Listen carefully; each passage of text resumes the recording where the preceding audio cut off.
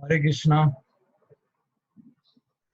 Sorry for 2 minutes delay today. Om Namo Bhagavate Vasudevaya. Om Namo Bhagavate Vasudevaya. Om Namo Bhagavate Vasudevaya. Narayanam Namaskritya Naram Chaitya Narottamam Devim Saraswatim Vyasam Tato Jayam Mudiraye Shrinvatam Swakatha Krishna Punya Shravana Kirtanaha Hridayantasto hi Bhadrani Vidhunoti Suhitsatam Nashtaprayeshu Bhadreshu Nityam Bhagavat Sevaya Bhagavati Uttama Shloke Bhaktir Bhavati Naistiki Mukham Karoti Vachalam Angum Langayate Girim Yat Kripatamaham Bande Shri Gurum Dinataranam.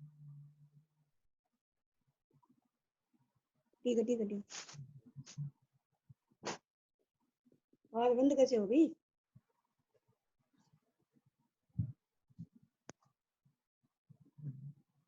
Hare Krishna Krishna Krishna Hare Hare Hare Ramu Ramu Ramu Hare Hare. Hare Krishna. Okay, so कल हमने 5th chapter almost last part तक किया. तो 5th chapter में 5th chapter का कर्म योग और ज्ञान योग को, क्योंकि तीसरे अध्याय में हमने कर्म योग पढ़ा था, चौथे अध्याय में ज्ञान योग पढ़ा था. तो कर्म योग का सिंपल क्या कहते हैं, कर्म योग मतलब कि इसको सिंपल अगर तरीके से याद रखना है तो ऐसे याद रखने की कोशिश करें. कर्म योग मतलब करना है, कर्म करना है. तो क्या कर्म करना है? भगवान की सेवा, ये हो गया कर्म. और ज्ञान का मतलब सिर्फ ये है कि ये समझे कि क्यों करना है भगवान की सेवा. क्यों करना है भगवान की सेवा? क्योंकि वो हमारे सनातन परमपिता परमात्मा है. मैं उन्हीं का अंश हूँ. वो मेरे स्वामी हैं, मालिक हैं, और वो परफेक्ट है. तो हमारे जीवन का उद्देश्य वही है. लेकिन इस ज्ञान को हासिल करते रहना और फिर कर्म करते रहना, ये दोनों को मिलाना है. तो यही 5वें अध्याय में हुआ है, इन दोनों का मिलन. की क्या करना है? भगवान की सेवा. क्यों करना है? ये समझे ज्ञान में. और अब इन दोनों को मिलाकर करना है. तो अर्जुन कंफ्यूज हो जाता है कि अरे मैं तो सिर्फ ज्ञानी बन जाऊं, मतलब कि मैं कर्म ना करूं. लेकिन भगवान वही कहते हैं कि तुम्हें करना है कर्म, कर्म योग, भगवान की सेवा. और फिर और उससे के साथ साथ समझना है कि क्यों करना है उसको. और ऐसा करते हुए तुम्हें सिर्फ भगवान के लिए करना है, मतलब कि खुद फल की इच्छा नहीं, खुद घमंड नहीं कि मैंने ये किया, बल्कि सब कुछ जीव उन्हीं की, उनकी सेवा में लगा दो. तो आसक्त हो जाओ उनसे, न कि कर्म के फलों से. कर्म के फल से आसक्त न हो. अगर उनसे आसक्त नहीं हुए तो बस कर्म के फल की आसक्ति में ही घूमते रहेंगे. ये हमने कल देखा था, क्योंकि हम खुद का दिन देख सकते हैं और देख सकते हैं कि मैं पूरे समय कर्म के फल के बारे में सोच रहा हूँ कि ये मिल गया, ये मिल गया, ऐसा अच्छा हो गया, ऐसा बुरा हो गया. पूरे समय ये सोच रहा हूँ, या पूरे समय सोच रहा हूँ कि मुझे ईश्वर के लिए क्या क्या कर रहा है, कैसे और क्या करने का मौका मुझे मिल रहा है, मेरे दिमाग में वो है। तो हम अपने ही दिन को ऑब्जर्व कर सकते हैं, तो हम देखेंगे कि ज्यादातर हम सिर्फ यही सोच रहे हैं कि कर्म के फल के बारे में सोच रहे हैं पूरे समय। तो हमारी आसक्ति जब तक सिर्फ कर्म के फल पर रहेगी तो वो योग नहीं है। योग है कि हमारी आसक्ति जिनके लिए कर रहे हैं सब कुछ, और वो हमको अंदर और बाहर दोनों से देख रहे हैं, वो हमें अंदर बाहर दोनों से देख रहे हैं, तो वो ये भी देख रहे हैं कि वो मेरे बारे में कुछ सोच रहा है नहीं। तो ही इज ऑब्जर्विंग अंदर से एंड आउटसाइड, दोनों तरफ से। ये चीज ही हमें समझनी चाहिए। इसीलिए एक्चुअली जीवन पूरा योगी का क्यों बदल जाता है, भक्त का, क्योंकि उसके पहले हम सारे समय अपने जीवन में यही सोच रहे हैं कि ज्यादातर यही सोच रहे हैं कि बाहर क्या हो रहा है। बाहर मैं भी अपने आप को अपने बाहर के उससे जज करता हूँ, और दुनिया भी मुझे बाहर क्या हो रहा है उससे ही जज करती है ना। ज्यादातर हम ऐसे ही देखते हैं, पूरा पूरा जीवन ही ऐसे ही चलता है। लेकिन भगवान के जीवन में आने से ये एक चीज टोटल बदल जाती है, क्योंकि भगवान ही एक ऐसे हैं जो आपके अंदर भी बैठे हुए हैं और बाहर भी। तो वो ही एक ऐसे, आज साइंस भी ये नहीं बोल सकती कि आदमी क्या सोच रहा है। अगर आपको इंस्ट्रूमेंट भी डाल दो, कोई इंस्ट्रूमेंट डाल दो, तो दिस इज, इसको पैराडाइम शिफ्ट, अंग्रेजी में इसको पैराडाइम शिफ्ट बोलते हैं। मतलब कि ये पूरा जीवन ही पलट सकती है आपका, क्योंकि पहली बार आपके जीवन में कोई ऐसा है जिसको आपके अंदर की हर एक चीज पता है, टोटली 100%। आपके कुछ लोग नजदीक हो जाते तो उनको भी थोड़ा बहुत पता चलता है कि इनके अंदर क्या चल रहा है, लेकिन भगवान को 100%। तो ये चीज को समझे हम, जब हम समझेंगे तो हमारा जीवन में पलटेगा। रही है तो अंदर से सब कुछ देख पा रहे हैं, अंदर से सब कुछ, और वो हमें प्रेम करते हुए देख रहे हैं, ऐसा नहीं कि वो स्ट्रिक्ट जज के रूप में। जब ये चीज पूरी बदल जाएगी, जब ये चीज समझ में आ जाएगी, तो पूरा हमारा जो हमारे कर्म है, क्योंकि हमारी सोच ही बदल जाएगी, क्योंकि सोच अंदर चल रही है, इच्छाएं अंदर चल रही हैं। सोच, इच्छा, भावना, ये सारी चीजें अंदर हैं। इनको बाहर कोई कोई जान नहीं सकता कि क्या है इसकी सोच, क्या है इसकी इच्छा, क्या है इसकी भावना। कोई सोच सकता है क्या? कोई नहीं सोच, कोई कोई बता नहीं सकता। तो थॉट्स, डिजायर्स, फीलिंग्स, इच्छा, सोच और भावना अंदर से भगवान देख रहे हैं। तो वो देखते हुए हमें देखना है कि हमारे मन में क्या चल रहा है, हम कैसे, कितने हमारी सोच, भावना, फीलिंग्स उनके प्रति है, क्योंकि वो ही उसके मालिक है। वो हमारी सोच के मालिक है, हमारी इच्छाओं के मालिक है, हमारी भावनाओं के वो मालिक है। तो ये चीज को समझ लेंगे जब तक आगे बढ़ेंगे। और हमने फिर आगे ये भी देखा था, कल लास्ट में एक डिस्कस पॉइंट किया था, इनडायरेक्ट और डायरेक्ट। तो अपने दिन में इनडायरेक्ट और डायरेक्ट कुछ करें।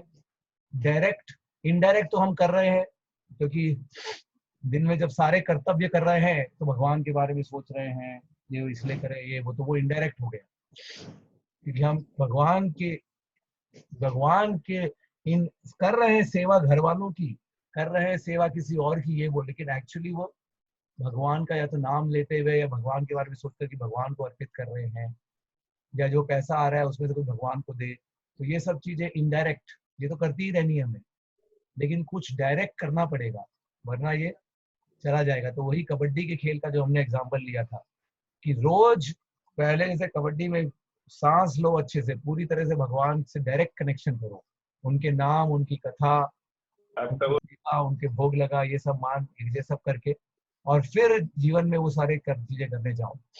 अदरवाइज खाली हम यही सोचेंगे कि हमारा काम करते हुए हम भगवान को सोच रहे हैं, तो वो शक्ति आपकी खत्म हो जाएगी, छीन हो जाएगी, चली जाएगी। तो इसीलिए इसमें सबसे ज्यादा इंपॉर्टेंट है भक्तों का संग लेना। तो ये चीजें हमने कुछ सीखी थी, जो कल सीखी थी। और एक चीज ये भी सीखी थी कि इक्वालिटी भगवान करते हैं, जो जो इंसान होता है, जो पंडित होता है, वो आ, सभी सभी लोगों को एक समान देखता है। पंडित सभी लोगों को एक समान देखता है, लेकिन कैसे एक समान देखता है? आत्मा आध्यात्मिक स्तर पर एक समान देख सकता है। लेकिन भौतिक स्तर पर नहीं। भौतिक स्तर पर हर आदमी अलग होगा। इनफैक्ट दो आदमी कोई सेम ही नहीं होते भौतिक स्तर।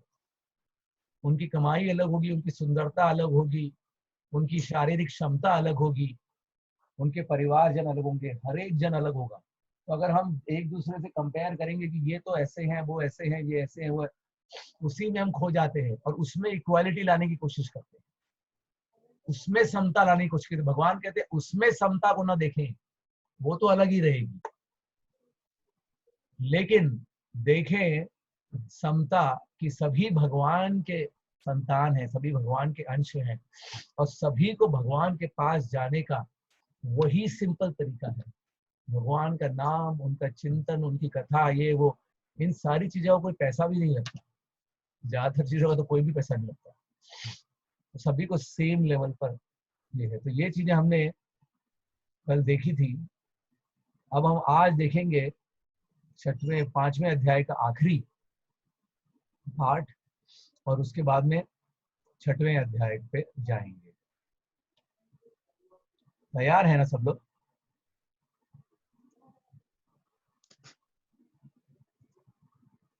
लग रहा है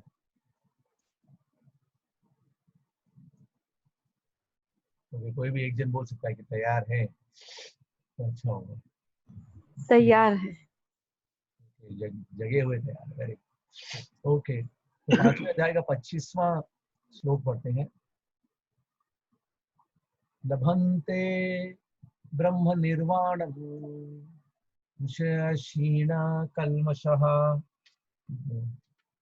छिन्न दैधा यतात्मानः सर्वभूत हिते रतः। 5वें अध्याय का 25वां श्लोक पढ़ा है हमने अभी। हमने कल 22 तक नहीं पढ़ा था। अच्छा कल 22 ही पढ़ा था क्या? Okay. नहीं, मुझे ऐसा याद है। हाँ नहीं, आपके बराबर हुआ था। Very good, thank you. शवनोति है वयः सोढ़ुम राक्षस शरीर विमोक्षणात् काम क्रोधो भयद्वेगम समुख संयुक्त स सुखी नरः। यदि इस शरीर को त्यागने के पूर्व कोई मनुष्य इंद्रियों के वेगों को सहन करने तथा इच्छा एवं क्रोध के वेग को रोकने में समर्थ होता है तो वह इस संसार में सुखी रह सकता है। इंद्रियों को वेग को रोकना, क्रोध को रोकना, इच्छाओं के वेग को रोकना, या इच्छाओं की पूर्ति को कब से रोकना, वो जो करेगा वही सुखी रह सकता है। क्योंकि हमने देखा था कि बाकी लोग सोचते हैं कि अरे हम भी खुश हैं, ये सब हम जो कर रहे हैं, हमारा बिजनेस कर रहे हैं, हम हमारा खेल कूद रहे हैं, हम उसमें खुश हैं, आप इसमें खुश हैं। तो वो पार्ट हमने देखा था कि भगवान कहते हैं कि जो लोग बाकी कर रहे हैं, भगवान को अपने जीवन में नहीं ला रहे हैं, सिर्फ इंद्रियों से खुशी ले रहे हैं, वो यही संस्पर्श जाग होगा दुख योनाय एवते। वो सारे सुख दुख की योनि है, आखिर में उससे दुखी होगा। उनका सुख बस थोड़े समय के लिए ऐसा लगता है कि क्षण भर के लिए कुछ सुख आया, लेकिन आदि अंतवंत कौन है, वो अंत खत्म हो जाता है और शुरू होगा थोड़ा सा, फिर खत्म हो जाएगा। तो ये भी एक इम्पोर्टेंट पॉइंट कल देखा था। तो अब 23rd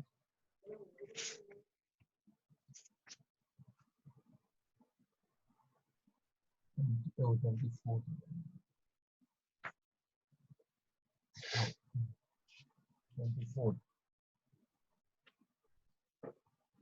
योक्ता सुखोतरा राम तथांतर ज्योतिरेव यो एव यः स योगी ब्रह्म निर्वाणं ब्रह्म भूतोऽधिगच्छति।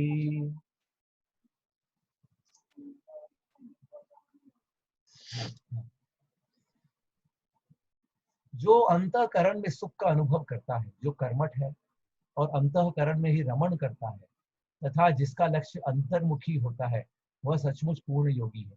वह पर ब्रह्म में मुक्त पाता है और अंत अंत तो गत्वा ब्रह्म को प्राप्त होता है। तो बाहरी भौतिक उसमें जो सुख प्राप्ति करने की कोशिश करता है उसको खुशी नहीं मिलती, बट जो अंतर मन में परमात्मा भी है, तो जो अंतर मन में जिसको खुशी प्राप्त करता है, तो वही खुश है।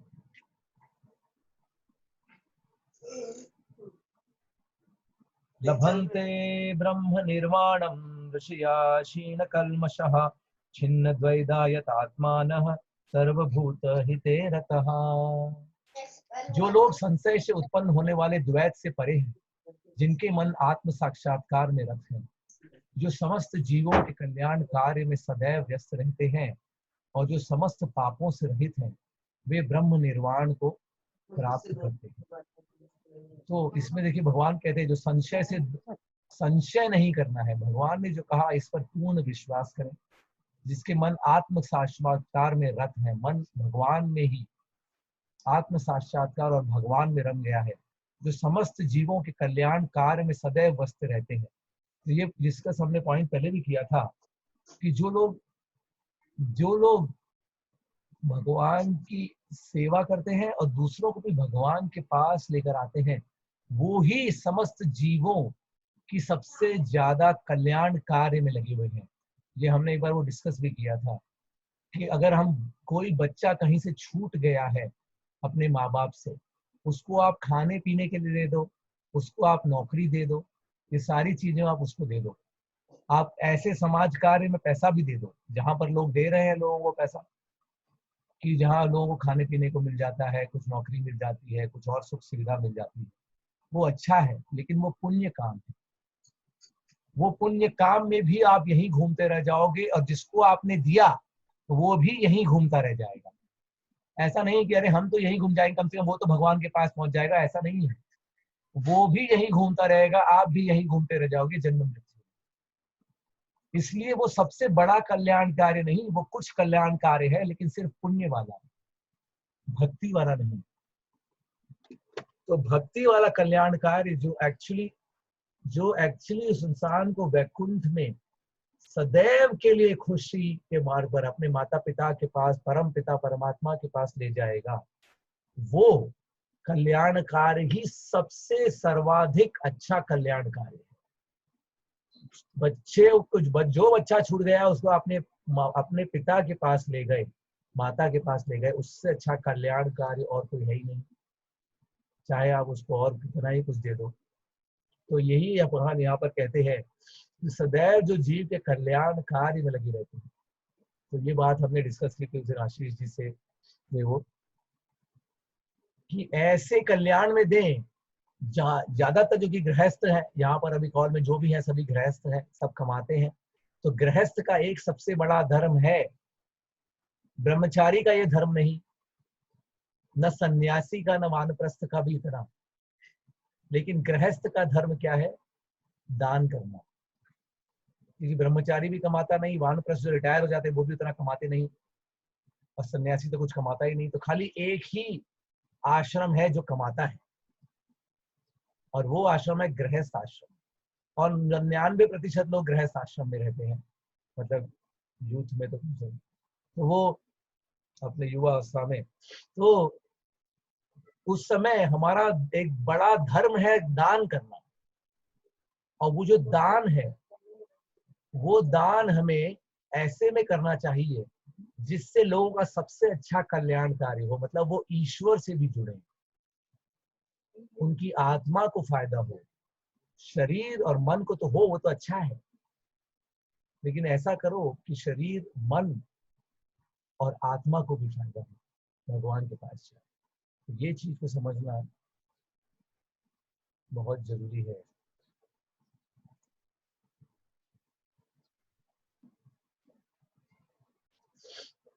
काम क्रोध विमुक्तानां यतिनां यतचेतसाम् अभितो ब्रह्म निर्वाणम वर्तते विदितात्मनाम। जो क्रोध तथा समस्त भौतिक इच्छाओं से रहित है, जो स्वरूप सिद्ध आत्म संयमी है और संसिद्धि के लिए निरंतर प्रयास करते हैं, उनकी मुक्ति निकट भविष्य में सुनिश्चित है।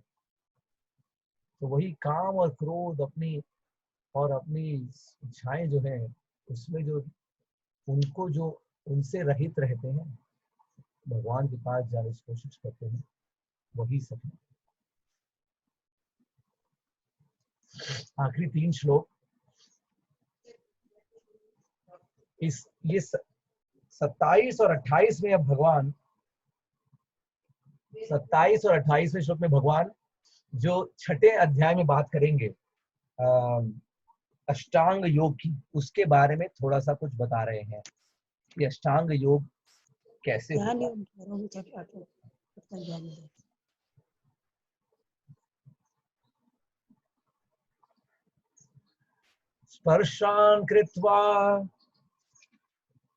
स्पर्शान् कृत्वा बहिर्बाह्यां चक्षुश्चैवान्तरे भ्रुवो प्राणपानो समो कृत्वा नासभ्यन्तरचारिणो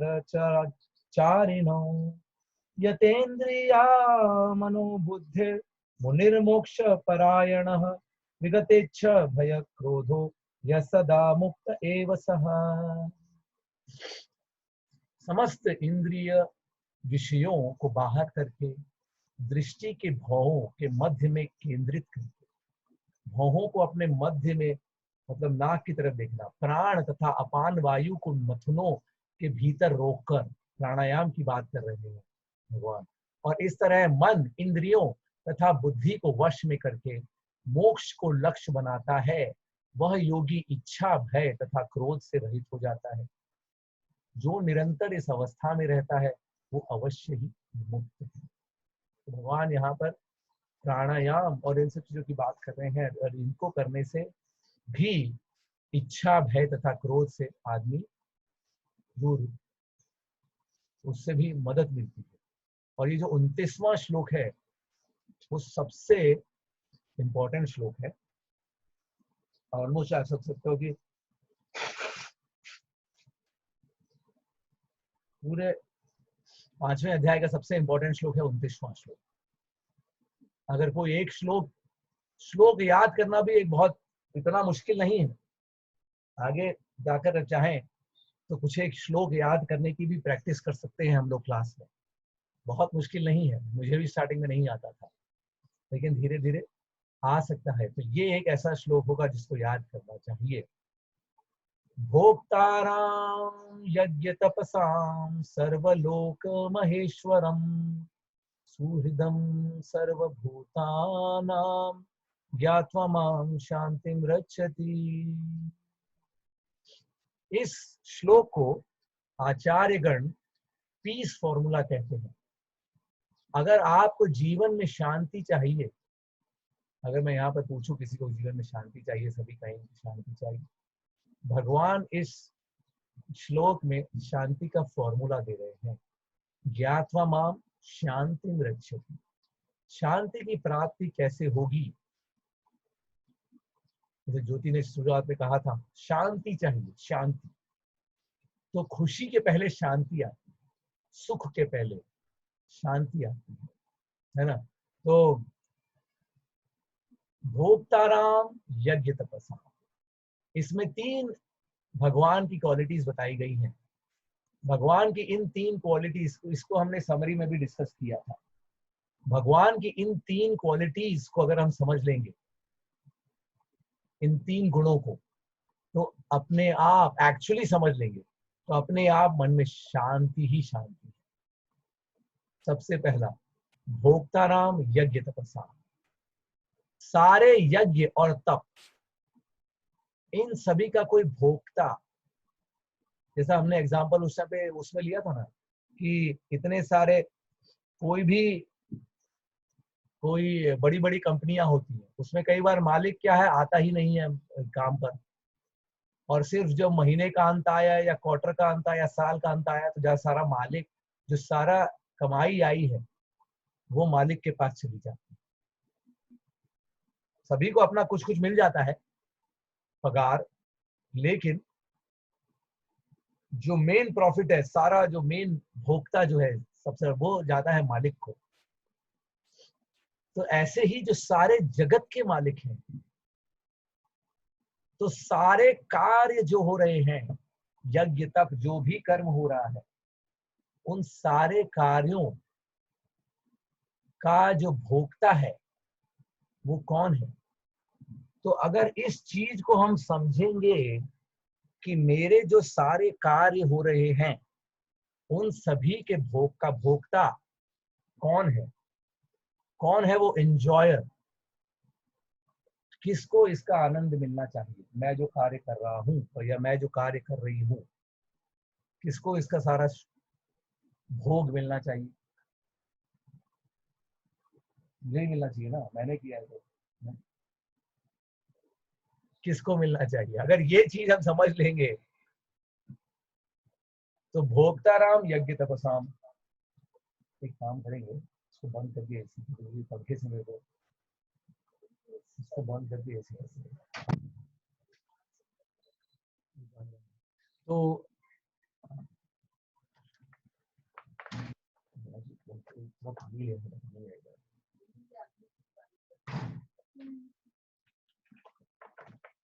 तो सबसे पहली बात तो भोक्ता राम यज्ञ तपसाम। पंखा हल्का चालू कर सकता है, इतना बड़ा नहीं।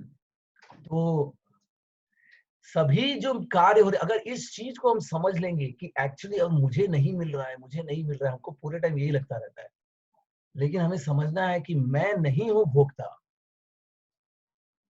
मुझे श्रेय, मुझे धन, मुझे कीर्ति, मुझे ये, मुझे वो, ये सारी चीजों का जो भी हम सोचे कि ये मुझे मिलना चाहिए, ये एक्चुअली सारे भोक्ता भगवान क्लैरिफाई कर रहे हैं कि मैं हूं इन सब का भोक्ता, क्योंकि मैं हूं सब चीजों का मालिक। तो अगर ये जान लिया तो फिर हमें पता है कि मुझे मिलना ही नहीं था ये सब कुछ। जब मुझे ये सब कुछ मिलना ही नहीं था,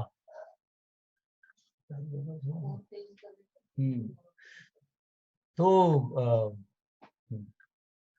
तो जब मुझे मिलना ही नहीं था तो मुझे चिंता किस बात की, मुझे अशांति किस बात की। अब सारे लोग ऐसा सोचे कि दुनिया में सभी लोग ऐसा सोचने लगे या कुछ लोग भी ऐसा सोचने लगे, क्योंकि ये सत्य है। तो ये सबसे पहली बात। दूसरी बात, सर्वलोक महेश्वरम। तो इसके बारे में हमने पहले भी डिस्कस किया है कि सारे लोकों के मालिक हम लोग। तो एक मकान के मालिक हैं या एक भी मकान के मालिक नहीं है, या कुछ एक छोटी सी चीज ये है, वो भिखारी भी है, वो भी कोई, उसका भी, उसके पास भी एक कटोरा, उसका मालिक है, वो उसका ईश्वर है, उस कटोरे का ईश्वर है। कोई एक बड़ी फैक्ट्री का ईश्वर है। अलग अलग लोग अलग अलग तरीके से ईश्वर है, लेकिन ये बताएं कि कौन है सर्वलोक महेश्वरम, हमेशा के लिए हर चीज का।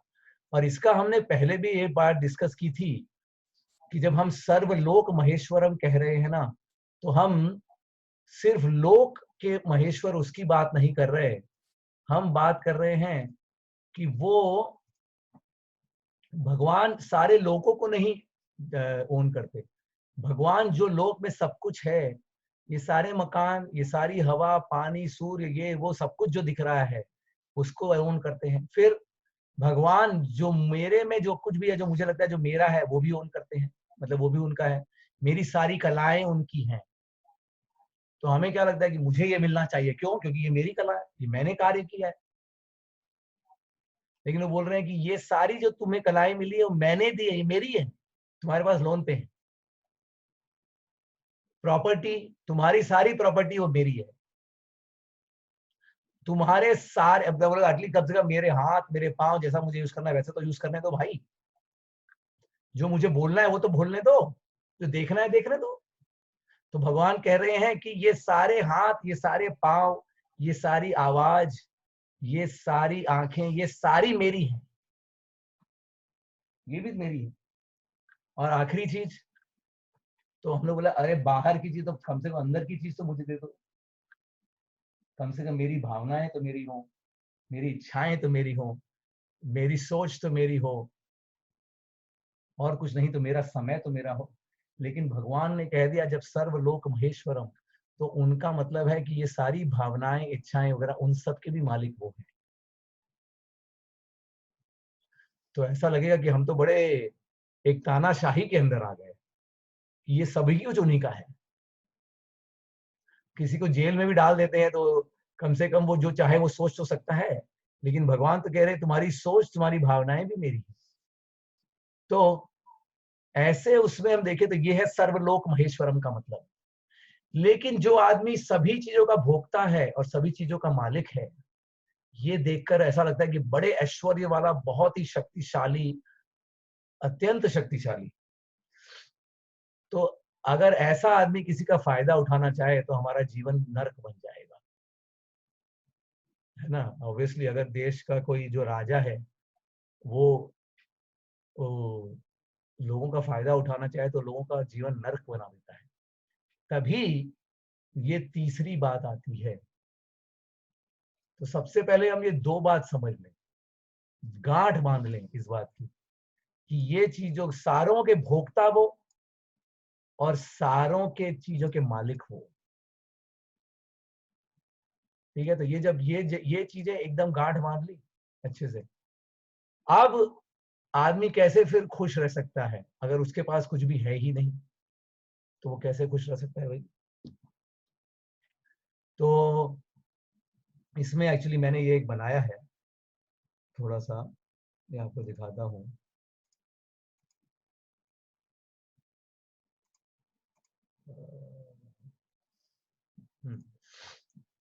तो इसमें हमने ये बनाया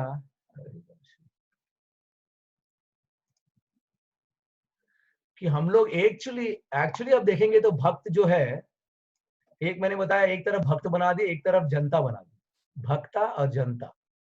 एक तरफ भक्त बना दी, एक तरफ जनता बना दी। मतलब साधारण जो वैसे नॉर्मल आदमी है, वैसे नॉर्मल मतलब एक्चुअली तो भक्ति एक नॉर्मल आदमी, वो लोग नॉर्मल आदमी, लेकिन वैसे जो बना जो आजकल वैसे जैसे साधारणतया पे लोग होते हैं, तो भक्त जो है उसके पास वो भौतिक उसके हिसाब से उसके पास कुछ नहीं, क्योंकि वो जानता है कि सब कुछ ईश्वर का है। तो वो एकदम हल्का है, लाइट, बिल्कुल लाइट। और जो जनता है वो इतनी सारी चीजें चाहते हैं, सारी प्रॉपर्टी उनकी, कलाएं उनकी, ये वो सब कुछ उनका है ना, और वो और लेके आना चाहते हैं, जितना चाहे उतना लेके आना चाहते हो। उतना उतना मुझे उतना लेके आना चाहते हैं, तो वो भारी हो गए। एक इस तरीके से आप सोच सकते हैं कि वो बड़ा बोझ लेके घूम रहे हैं, इन सब चीजों का बोझ है। इतना मेरा सम्मान होना ही चाहिए, ये मुझे ही, ये सम्मान मेरा होना ही चाहिए, ये धन मुझे मेरा है, ये मुझे मिलना ही चाहिए, ये सुंदरता मेरी है, तो ये मेरी किसी भी तरीके से उस सुंदरता को मुझे संभाल के ही रखना है। और जो भी है अलग अलग जो भी आप चीज करो, जन्म धनम सुंदरिम, ये मुझे प्रशंसा मिलनी चाहिए तो मिलनी ही चाहिए, कला मेरी है तो ये मेरी कला है, मुझे ही इससे सब कुछ मिलना चाहिए। तो वो जो जनता होती है वो भारी हो जाती है इन चीजों से। लोग भारी लेके इतना बड़ा बोझ लेके घूम रहे हैं। और जो भक्त होता है वो हल्का होता है, क्योंकि उसको पता है उसका कुछ है ही नहीं। जो भगवान ने दिया वो उनकी कृपा, और जो भगवान ने नहीं दिया वो उनकी कृपा, क्योंकि उन्हीं का है सब कुछ। तो वैसे भक्त हल्का होता है। लेकिन दूसरी तरफ से आध्यात्मिक रूप से देखें तो भक्त जो है, ये तीसरा एक भगवान का आप ये बता रहे हैं। भगवान का तीसरा इसमें क्या है? सुहृदम सर्वभूता नाम। तो भगवान वैसे हैं भोक्ताराम यज्ञ तपसाम सर्वलोक महेश्वरम, लेकिन सुहृदम सर्वभूता नाम मतलब वो सभी के सबसे अच्छे मित्र हैं, हृदय से सबसे लंगोटिया यार, एकदम मित्र है, क्लोजेस्ट मित्र। मतलब जो आप भी खुद के लिए अच्छा नहीं सोच सकते वो ईश्वर आपके लिए सोच सकते हैं। तभी तो माता पिता का एग्जाम्पल देते हैं कि माता जो है वो अपने बच्चे के लिए, वो बच्चा भी नहीं सोच पाएगा कि कितना अच्छा मेरे लिए क्या है, लेकिन माता सोच लेती है, पिता सोच लेते हैं। इसी तरह परम पिता परमात्मा भी हमारे लिए जो सोचते हैं वो हम जो सोच रहे हैं उससे भी सबसे ज्यादा अच्छा है, सबसे अच्छा, अधिक अच्छा है। समझे ना? तो मतलब जो भक्त ये सोचता है वो भक्त अंदरूनी रूप से पूरित हो जाता है भगवान के प्रेम से। तो वो अंदरूनी रूप से भर जाता है, हालांकि भौतिक रूप से वो बिल्कुल हल्का है कि उसके पास कुछ भी नहीं। लेकिन अंदरूनी रूप से वो इतना भरा है कि ओवरफ्लो हो रहा है।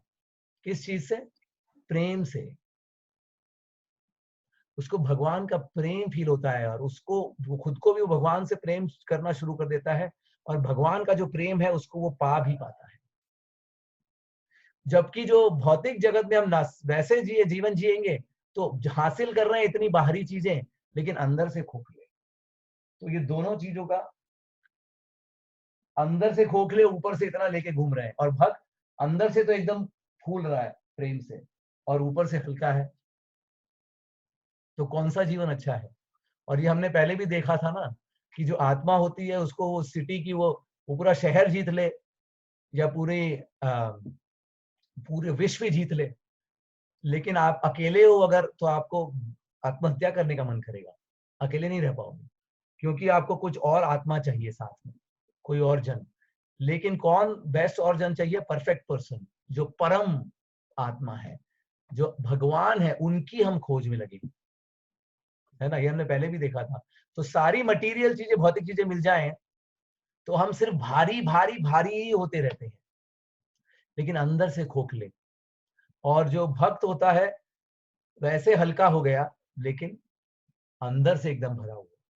तो यही है इस श्लोक में, जो अंदर से पूर्ण तरह भर गया प्रेम से। शांति तो उसके पास है ही ना, उसके पास तो प्रेम है भाई, तो शांति तो हो ही जाएगी। शांति के बाद खुशी, प्रेम, तो प्रेम में खुशी भी आ जाती है, सुख आ जाता है पूरा, और शांति भी आ जाती है। इसीलिए मैं हमेशा कहता हूं सेवा और साधना के पीछे हमें भागेंगे, न कि सुख और शांति के पीछे, क्योंकि प्रेम में सेवा और साधना है। सेवा और साधना से सुख और शांति आ जाएगी। तो जब ये समझ लेंगे कि भगवान भोक्ताराम यज्ञ तपसाम सर्वलोक महेश्वरम है, लेकिन भगवान सुविदम सर्वभूता नाम है, तो इससे भक्त को शांति मिलती है, एकदम प्रेम और शांति। इस श्लोक का इस्तेमाल मैं कई सालों पहले, काफी समय से इसको मैं बीच बीच में दिन में बोलता था, मुझे भी ये याद है। और खासकर जब भी मुझे कुछ समय मिलता था शांति में बैठकर, मैं इससे मुझे खुद को स्वयं अनुभव है कि ये श्लोक जो है, मुझे भी इतना सा हल्का सा अनुभव है कि इससे शांति का अनुभव होता है। क्योंकि जब सब कुछ, सबका मालिक, सबका भोक्ता मेरा सबसे बेस्ट क्लोजेस्ट फ्रेंड है, अगर आप रोज अपने आप को सिर्फ यही बात कहें, रोज प्रार्थना में ये बात कहें, सिर्फ यही श्लोक वाली बात, जो सबके मालिक हैं, जिनका सब कुछ है, जो सबसे बड़े भोक्ता हैं, वो मेरे क्लोजेस्ट फ्रेंड हैं। बच्चों को पूछते हैं ना, आपका बेस्ट फ्रेंड कौन है? कौन तुम्हारा बेस्ट फ्रेंड? कौन तुम्हारा बेस्ट फ्रेंड? सब पूछते हैं ना, बेस्ट फ्रेंड। तो जब ये पता चल जाएगा कि ये बेस्ट फ्रेंड है, तो मेरे बेस्ट फ्रेंड के पास तो सब कुछ है, तो फिर शांति कहाँ जाएगी भाई? शांति तो आपके पीछे दौड़ेगी। तो ये चीज हमने कवर किया है इसमें। अब हम छठवें उसमें जाएंगे, अब छठवें अध्याय में जाएंगे। छठवां अध्याय है ध्यान योग। ध्यान योग, तो ध्यान योग में ध्यान योग क्या है, इसका जस्ट ब्रीफली एक इसमें ही एक्चुअली कवर कर लेता हूं कि ध्यान योग वैसे बोलते हैं जैसे अष्टांग योग, वो हमने बताया था, इंट्रोडक्शन में भी कवर किया था अष्टांग योग। तो अष्टांग योग जैसे यम, नियम, आसन, प्राणायाम, प्रत्याहार, धारण, ध्यान, समाधि, तो वो हमने देखा भी था कि वो कितना मुश्किल है आजकल के योग में, आजकल युग में। लेकिन ध्यान योग की जो मेन प्रिंसिपल है, उसको हम लेकर अपनी भक्ति में उसका यूज कर सकते हैं। ध्यान योग का मेन, उसमें क्या सीख सकते हैं हम ध्यान योग से? जैसे कर्म योग से हमने क्या सीखा? कर्म योग में हमने सीखा कि कर्म करना है, कर्म करना है, बैठे नहीं रहना, करते रहो, लगे रहो कुछ करने में। क्या करना है? भगवान की सेवा। फिर ज्ञान योग में क्या सीखा? क्यों करना है। तो भगवान के बारे में हम जब भी सीख रहे हैं, वो ज्ञान योग हो गया। भोक्ताराम यज्ञ तपसाम सर्वलोक महेश्वरम, ये भगवान के बारे में ज्ञान है। जब ये ज्ञान हासिल होगा तो उनकी सेवा में लगेंगे। और तीसरा है कि जब ये सब करना है और हमें पता है कि कर सकते हैं, लेकिन एक प्रॉब्लम आ जाती है। क्या प्रॉब्लम आ जाती है कि आजकल की कलयुग में सबसे बड़ा प्रॉब्लम यही है कि हम किसी भी चीज से विचलित हो जाते हैं या फिर कंसंट्रेशन खो देते हैं। ये हो जाता है ना। आजकल के बच्चों में तो सबसे ज्यादा, बड़े लोगों में, आप लोगों में कम। आजकल के लोगों में कोई एक चीज, एक काम करने के लिए बोलो वो कर ही नहीं सकते, फिर से मोबाइल आ गया, फिर से ये आ गया, फिर से वो आ गया, ये वो हजार चीजें ऐसी ही चलती रहती हैं। हम लोग खुद भी उस चीज को भुगत रहे हैं। तो ये डिस्ट्रैक्शन जिसको बोलते हैं कि मन फोकस नहीं हो पाता। तो हमें पता है कि भगवान की सेवा करनी है, ये भी पता है कि क्यों करनी है, लेकिन मन फोकस नहीं हो पाता। तो ये चीज हम सीखते हैं ध्यान योग में। तो व्हाट सीखा हमने, क्या कर्म योग में सीखा क्या करना है, ज्ञान योग में सीखा क्यों करना है, अब ध्यान योग में सीखेंगे कि कैसे करना है। कैसे मन में मन लगाकर ऐसे करें कि पूरा ध्यान ही उनमें लग जाए। क्योंकि अष्टांग योग का आखिरी पद क्या है? प्रत्याहार, धारण, ध्यान, समाधि। समाधि मतलब क्या? धारण, ध्यान, समाधि, ये फोकस के नेक्स्ट लेवल्स हैं।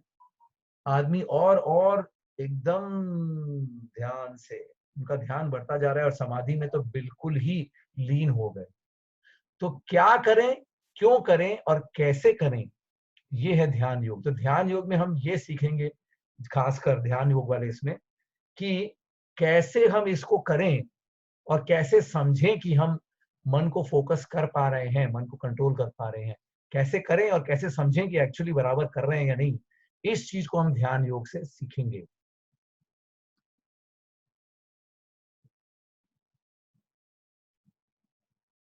तो 6वें अध्याय का पहला श्लोक।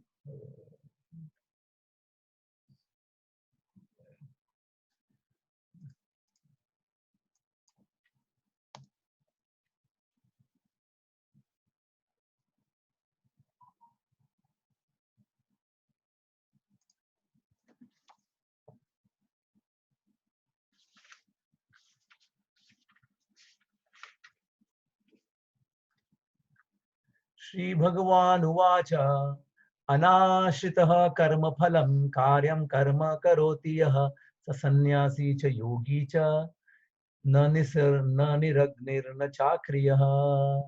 श्री भगवान ने कहा, जो पुरुष अपने कर्म फल के प्रति अनासक्त है और जो अपने कर्तव्य का पालन करता है, वही सन्यासी और असली योगी है। वह नहीं जो न तो अग्नि जलाता है और न कर्म करता है। फिर से भगवान ने यही बात को फिर से फोकस किया ना कि कर्म से मत हटो, कर्म फल से अनासक्त होना है। सन्यासी और योगी वो नहीं जो अग्नि नहीं जलाता, कुछ काम नहीं करता, बल्कि वो है जो अपना कर्तव्य का पालन करता है और कर्म फल से अनासक्त होता है। यम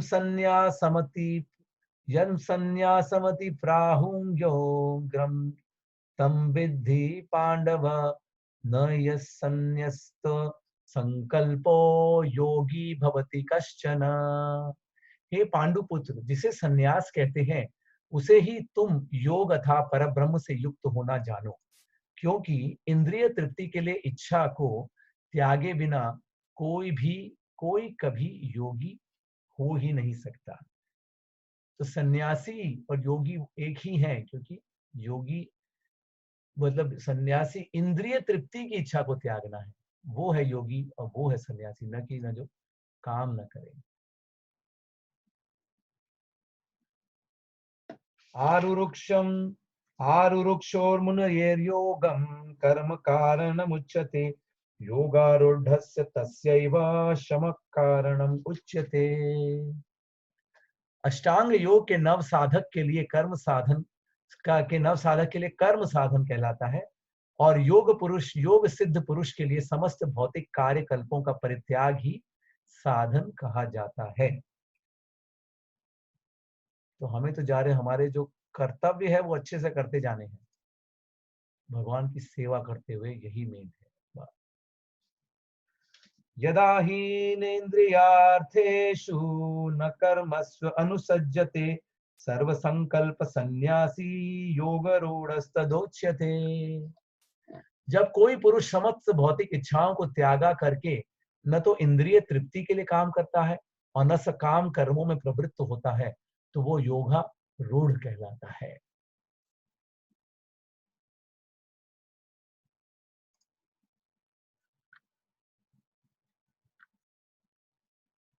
अब भगवान कह रहे हैं, हमने कहा ना कि कैसे करना है, तो कैसे करना है में मेन पॉइंट है कि अपने मन को कंट्रोल में लाना है। सारे फिल्मी गाने भी तो यही है, मन बहका है, मन ही ये है, मन ऐसा, दिल बहक गया, ये वो सारी चीजें यही आती है। क्योंकि लोगों का, चाहे कोई भी चीज में हो, लोगों का मन बहक रहा है। कोई काम करने भी जाओ तो ये बहक रहा है। तो भगवान अभी उसके बारे में कहेंगे कैसे समझना है कि मन को स्थिर करें। उधरेदात्मनात्मानं नात्मानम् अवसादये आत्मैव ह्यात्मनो बन्धुर् आत्मैव रिपुरात्मनः। मनुष्य को चाहिए कि अपने मन की सहायता से अपना उद्धार करे और अपने को नीचे न गिरने दे। यह मन बुद्ध जीव का मित्र भी है और शत्रु भी। तो ये एक बहुत अभी सुंदर श्लोक आएगा कि अपने मन को अपने ऊपर करें, और मन आपका मित्र भी है और शत्रु भी है। तो अब ये देखें, अगर मैं किसी को पूछूं अभी ये क्वेश्चन कि कौन आपके मित्र हैं और कौन आपके शत्रु हैं, तो कुछ तो गिना दोगे ना शत्रु में। अगर मैं आपको पूछूं कि आपके शत्रु कौन है आपके, जिसको आप बिल्कुल ऐसे आप नहीं पसंद करते, या तो भयंकर ही शत्रु मान लो या कुछ कुछ थोड़ा तो शत्रु मान लो, तो गिना पाएंगे ना किसी को? ऐसे ऊपर बोलने की जरूरत नहीं है, नहीं तो हम किसी का नाम ले ले जो और एक इसी कॉल पर है कोई दूसरा, तो ये मेरे शत्रु पर, वो भी कॉल पर है। ऐसा नहीं होना चाहिए। तो लेकिन अगर मैं आपको कहूं कि अपने शत्रु गिनाइए, लिखें, और प्राइवेटली आपको लिखना है, तो लिखेंगे ना? किसी को तो लिख देंगे कि ये ऐसे हैं, वो है, कोई तो किसी का तो लिख ही देंगे कि नहीं। एक बार जवाब लेता हूँ किसी से, मोनू से भी कोई तो एनिमी होगा ना, कोई तो छोटा मोटा एनिमी तो होगा। हाँ है। मोनू मोनू कह रहे थे, मोनू कह रहे थे साधु पुरुष है एकदम, इसके लिए अलग। अगर आपको किसी को पूछा जाए कि भैया आप कुछ एक बता दें अपने एक दो जो सीरियसली आपको परेशान ही करते रहते हैं या किसी तरह थोड़े से शत्रु ही हैं, प्राइवेटली तो लिख देंगे ना, एकदम के नहीं लिखेंगे, बताइए, एक दो नाम तो लिख ही देंगे। कोई हाँ या ना कहेगा?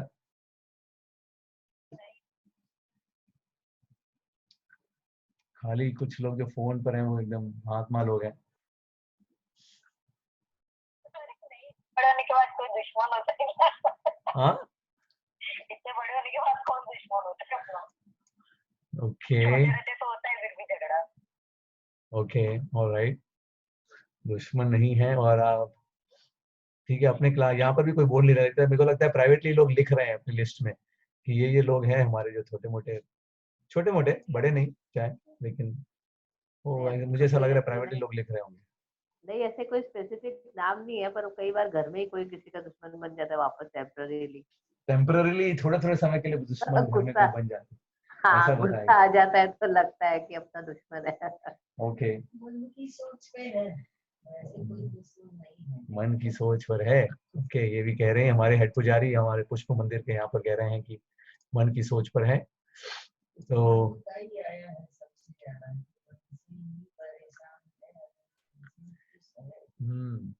एक्चुअली इसका एक और श्लोक बताता, मैं आज देख नहीं पाया, लेकिन आपको अगली बार या तो शायद देखना मुश्किल है। लेकिन भागवत में ये, हाँ इसमें तो एक है ही और एक और है। हाँ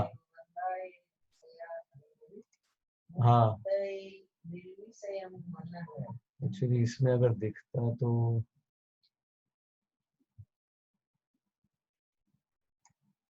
आई डोंट नो, मेरे ख्याल से मिलना मुश्किल है अभी इमीडिएटली।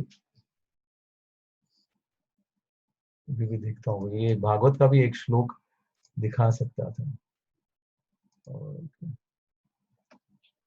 ओके ठीक है, तो ये भागवत का श्लोक बाद में बताऊंगा।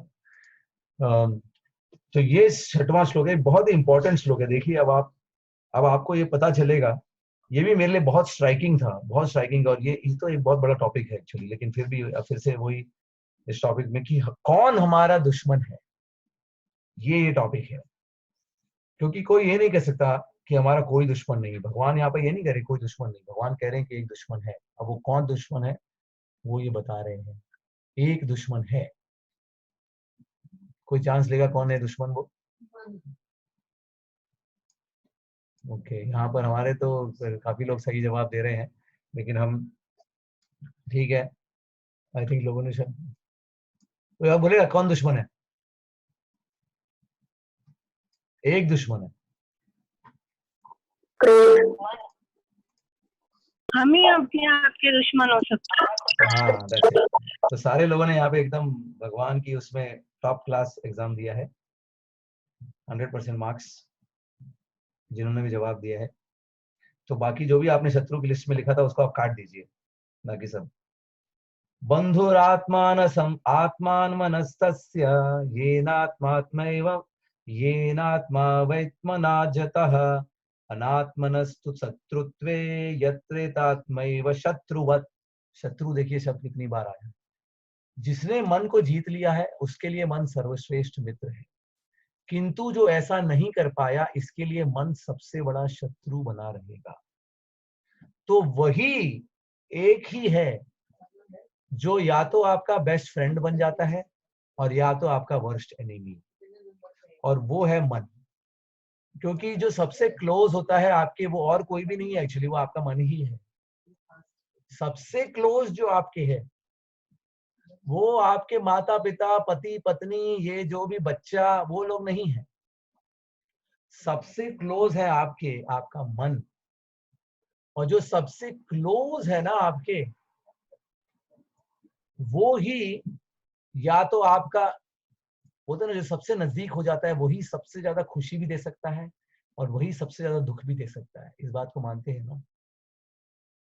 इसको बात को मानते हैं? तो ये तो सब लोग जानते हैं। जब जो नजदीकी रिश्ता होता है उससे खुशी भी बहुत मिल सकती है और उसी से सबसे ज्यादा दुख भी मिल सकता है। तो उसी तरह, लेकिन वो तो रिश्ता किसी और से है, लेकिन खुद से जो रिश्ता है वो खुद के मन से है। वो मन या तो आपका बेस्ट फ्रेंड बनेगा और या तो आपका वर्स्ट एनिमी बनेगा। और यही इस चीज को प्रैक्टिस करना कि किस तरीके से मन को अपना मित्र बनाया जाए, ये ही चीज है। क्योंकि अपना बेस्ट फ्रेंड कौन है? अपने तीसरे अध्याय के 5वें अध्याय के आखिरी श्लोक में हमने क्या पढ़ा? कौन है बेस्ट फ्रेंड? भगवान हमारे बेस्ट फ्रेंड है। अच्छा, तो बेस्ट फ्रेंड भगवान है। तो यहां पर जब मन की बात करें किसी की, तो एक तो जो बेस्ट फ्रेंड है वो फिक्स हो गया, वो है। अब दूसरी बात है कि ये तो बेस्ट फ्रेंड है ना? अब बेस्ट फ्रेंड अब बेस्ट फ्रेंड हमारे पास अभी हमारा संबंध नहीं है ना, तो हमें जो हमारे बेस्ट फ्रेंड से जोड़ेगा वो हमारा बेस्ट फ्रेंड बन जाएगा, क्योंकि हमारे बेस्ट फ्रेंड के पास हमें लेके जा रहा है। तो बेस्ट फ्रेंड इज गॉड, लेकिन जो हमें भगवान से संबंध जुड़वाएगा हमारा, उसको भी बेस्ट फ्रेंड कहते हैं, और वो है मन। तो मन को जब हम मन को के पास जब मन को ऐसा कर लेंगे कि वो भगवान के पास हमें लेकर जाए, हर चीज में भगवान को हम देख पाए, हर चीज में भगवान की कृपा देख पाए, उनकी शक्ति देख पाए, उनका देख पाए, तो फिर उसको, वो मन जो है वो हमारा बेस्ट फ्रेंड हुआ ना। तो वो मन जो पूरे समय भगवान से हमें कनेक्ट करेगा, वो हो गया बेस्ट, वो हो गया हमारा बेस्ट फ्रेंड। लेकिन जो मन हमें दूसरी तरफ भगाकर लेके जा रहा है बार बार, ओके, वो हमारा वर्स्ट एनिमी। बस, तो ऊपर से चाहे और कुछ भी होता रहे इस जीवन में, चाहे जो कुछ हो रहा है आगे पीछे इस जीवन में, सब कुछ जो बदलना था बदल सकता है, अपना सारा जीवन बदल सकता है, रिश्ते भी बदल सकते हैं, धन भी बदल सकता है, ख्याति भी बदल सकती है, सुंदरता भी बदल सकती है, सब कुछ बदलेगी। इनफैक्ट सब कुछ बदलेगी ही, कुछ ना कुछ बदलेगा ही, और एंड में सब कुछ ही बदलेगा। तो सब चीजें बदलेंगी, लेकिन वो सारी चीजें जब बदलेंगी तब जो मन है वो हमें ईश्वर की तरफ ही लेके जा रहा है, तो वो हमारा बेस्ट फ्रेंड। तो वो जैसे बोलते हैं कि नाव की तरह हो गई, कि आगे बाहर तो बाढ़ आ रही है, लेकिन वो नाव जो है स्थिर है, वो भगवान से जुड़ी हुई है, तो सब कुछ आपका अच्छा हो गया। इस चीज को समझना सबसे ज्यादा, तो ये सारी ट्रेनिंग हमारी इसी बात की है कि हम भगवान के, तो ये सारी चीजें हम कर सकते हैं अगर हमने मन को ऐसे ट्रेन कर लिया कि, जैसे कि एक प्रार्थना ये है कि भगवान चाहे आप ये ले लो, वो ले लो, ये ले लो, जो ले लो, चाहे जो ले लो, लेकिन एक प्रार्थना है बस आपसे कि जब सारी इन चीजों को ले लो तो मुझे भी ले लो, मुझे भी लेते हुए चलो। मतलब क्या, मेरा मन, मेरी इच्छाएं, मेरी भावनाएं, इनको भी छीन लो। आप इतने एक्सपर्ट चोर हो कि आपने हरी, जो हर लेते हैं सब कुछ उनको कहते हैं हरी, तो इतने आप एक्सपर्ट हो कि आपने ये भी हर लिया, ये हर लिया, वो हर लिया, जो कुछ भी हर लिया, लेकिन एक कृपा करना, बस मुझे भी हर लेना। मतलब मेरे मन को हर लेना, मेरी बुद्धि को हर लेना, मेरा सब कुछ वो हर। जब हमारा मन ऐसा हो जाएगा कि वो भी भगवान के पास चला जाए, तो वो बेस्ट फ्रेंड, अब भगवान छठे, सातवें, आठवें और 9वें श्लोक में बताएंगे कि व्हाट इज द सिम्टम। क्या सिम्टम का अर्थ है, कहते हैं संकेत, सबूत। क्या सबूत हमें मिल सकता है, क्या संकेत हमें मिल सकता है कि हमने मन पर अब संयम पाया है, कुछ मन पर संयम पाया है, इसका कैसे हमें संकेत मिलेगा। एक हम कह सकते हैं कि अच्छा ठीक है, पूछता हूँ लोगों से एक दो ओपिनियन, कैसे पता चलेगा कि मन पर संकेत पाया है या मन पर कंट्रोल पाया है।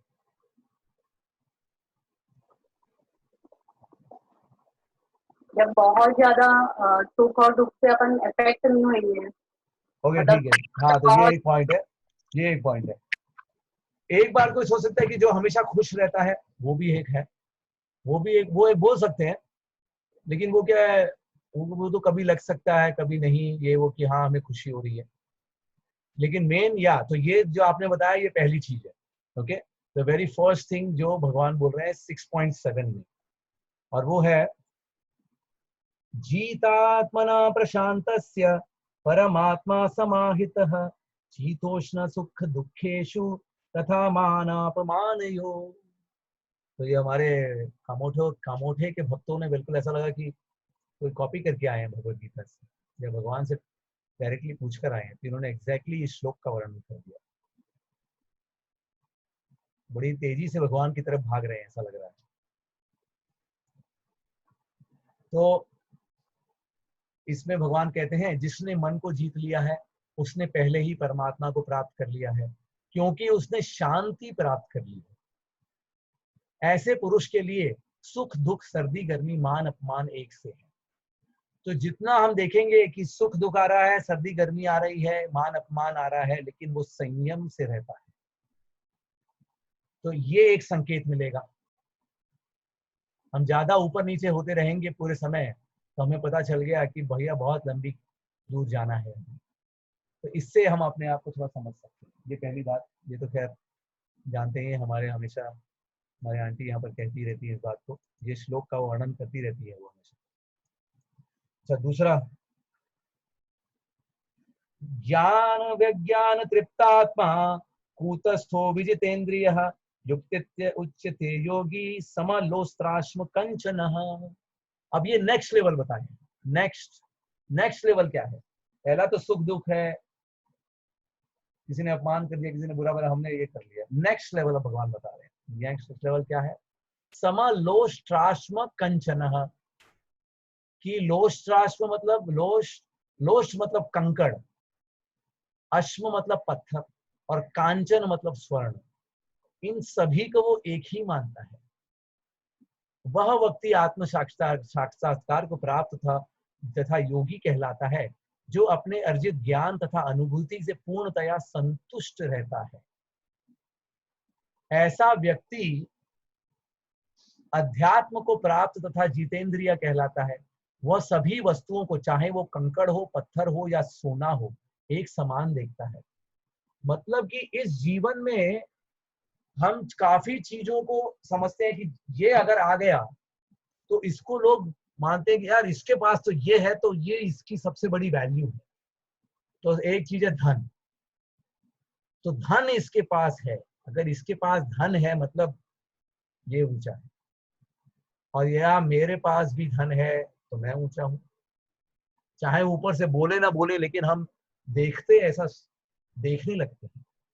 जैसे हमारे वो कलकत्ता के जो बिल्डिंग है, जो हमारी भक्तिवेदांत रिसर्च सेंटर, उसके सामने तो बिल्कुल झोपड़पट्टी है एकदम। मतलब वैसे लोग रहते होंगे जैसे जो कर्मचारी हैं, बाई है, काम करने वाली है, वो आदमी, वैसे लोग बहुत ही इतने छोटे से कमरे में रहते, विश्वास ही नहीं होगा 5-6 लोग खड़े हो पाए, बस लोग सो पाए। 5 फीट बाय 8 फीट का घर होगा या 10 फीट का घर, बस इतने बड़े घर हैं। तो मैं कई बार सोचने की कोशिश करता हूँ कि ऐसा विचार मन में ना आए कि मैं इन लोगों से ऊंचा हूं, कि मेरे पास जो है वो इनसे बड़ा है कुछ ज्यादा।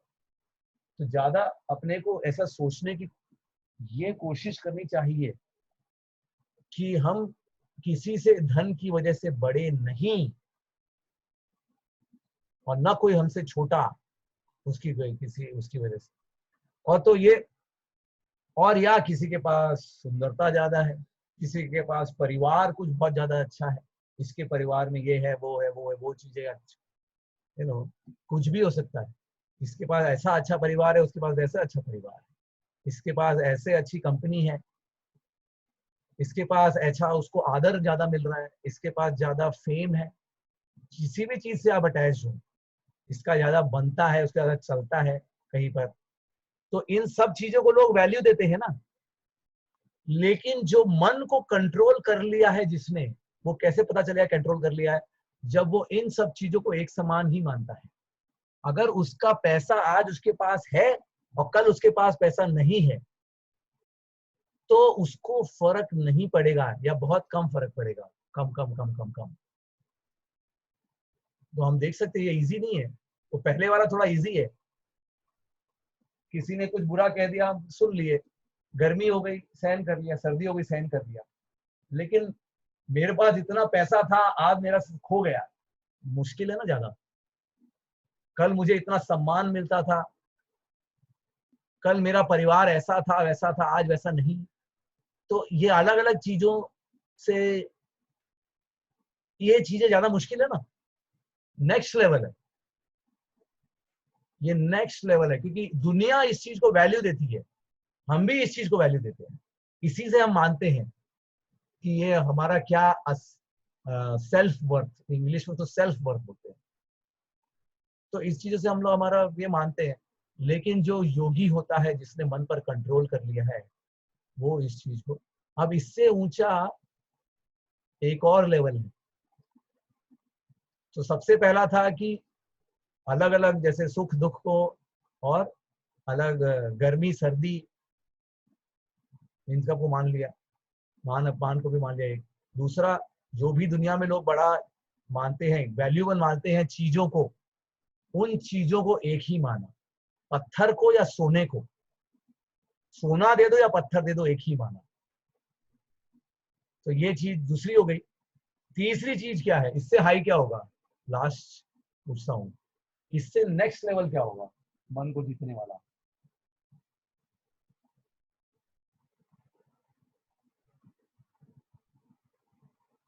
ये हाईएस्ट लेवल है।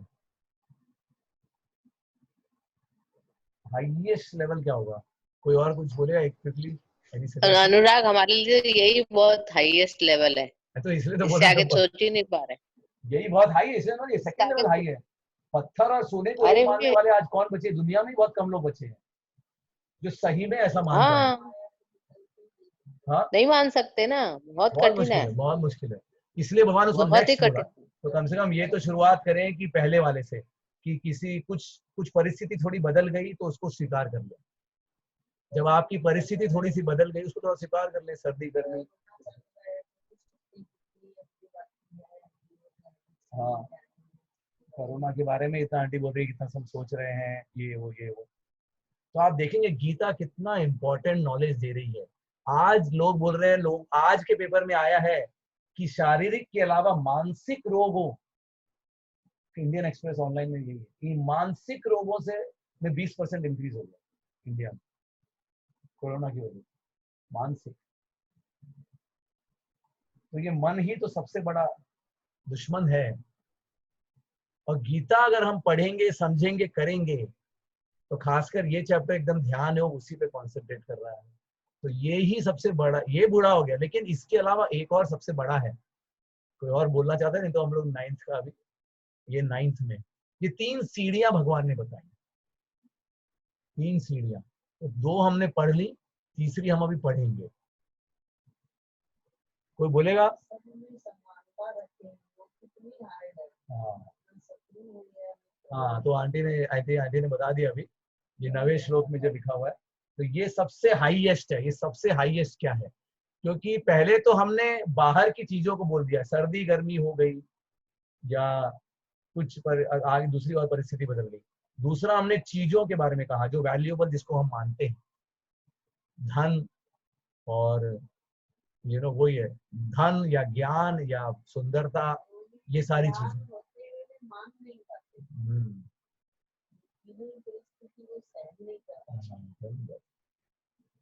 तो अब ये आखिरी जो है, ये सबसे बड़ा, इसमें क्या भगवान कह रहे हैं?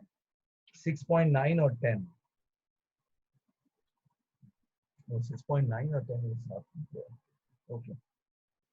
6.9 सुहृदं मित्रारि उदासीन मध्यस्थ द्वेष बंधुषु साधुस्व अपि च पापेषु समबुद्धिर्विशिष्यते। अब भगवान कहते हैं विशिष्यते, मतलब सबसे ऊंचा जो है, सबसे ऊंचा जो है वो कौन है? जब मनुष्य निष्कपट हितैषियों, प्रिय मित्रों, तटस्थों, मध्यस्थों, ईर्ष्यालुओं, शत्रुओं तथा मित्रों, पुण्यात्माओं एवं पापियों को समान भाव से देखता है तो वह और भी उन्नत माना जाता है। चाहे कोई भी हो, लेकिन वो उसको सम वैसा ही देखता है। इसका उदाहरण क्या है? एक उदाहरण जो महाभारत में देख रहे युधिष्ठिर महाराज, वो चाहे कैसी भी परिस्थिति आ जाए, लेकिन वो पूरे समय यही सोच रहे हैं कि वो दुर्योधन का भला कैसे कर सकते हैं। वो यही सोच रहे थे अंत तक, पूरे समय वो इसी में लगे हैं कि वो भाई है हमारा, वो भाई है, वो हमारा आपसी झगड़ा है, वो हमारा झगड़ा चल रहा है, लेकिन ये तो पालन करना चाहिए, उसके लिए ये तो करना चाहिए। तो इवन अर्जुन और भीम भी कई बार कैसे ही इस लेवल पे आप बात कर रहे हैं। लेकिन वो ये अजात शत्रु उनको कहते हैं, अजात शत्रु। उन्होंने ये माना ही नहीं कि दुर्योधन मेरा शत्रु है। लड़ाई की भगवान के, उसके लिए लड़ाई की अंत में, इसका मतलब कि लड़ाई नहीं की, लेकिन वो मन से कभी दुर्योधन को उन्होंने माना ही नहीं, किसी को ही नहीं माना। अजात शत्रु, उनका कोई शत्रु है ही नहीं जीवन में। जिसने उनकी पत्नी के साथ ऐसा व्यवहार किया, जिसने उनके सारे भाइयों और माता के साथ में पता नहीं क्या क्या किया, ये वो उनको शत्रु नहीं मानते। वो मानते, वो एक ही मानते हैं। वो फिर भी उनको वो आएगा तो, एक्चुअली भगवान भी ऐसे हैं, क्योंकि हाँ, ये भगवान भी ऐसे, भगवान ने रामायण में एक श्लोक कहा है, जब विभीषण जब विभीषण आए थे हनुमान जी के साथ, या आए साथ में आए थे या बाद में आए थे, जब विभीषण आए थे, अलग से आए थे, जब विभीषण जब अलग से आए थे, तो फिर सभी लोगों को शंका हुई सबने बोला अरे ये तो रावण का भाई है, इसको तो विश्वास करना ही नहीं है, इसका तो, इसको तो आपको, ये सभी ने गलत गलत कहा। खाली हनुमान जी बोले कि नहीं मैंने देखा था उसको वहां पर, भी हनुमान जी को थोड़ा ये था। लेकिन तब रामायण, तब भगवान ने ऐसा एक श्लोक कहा था जो अभी मैं लेकर नहीं आ पाया यहाँ पर, लेकिन भगवान ने वहां पर एक रामायण में,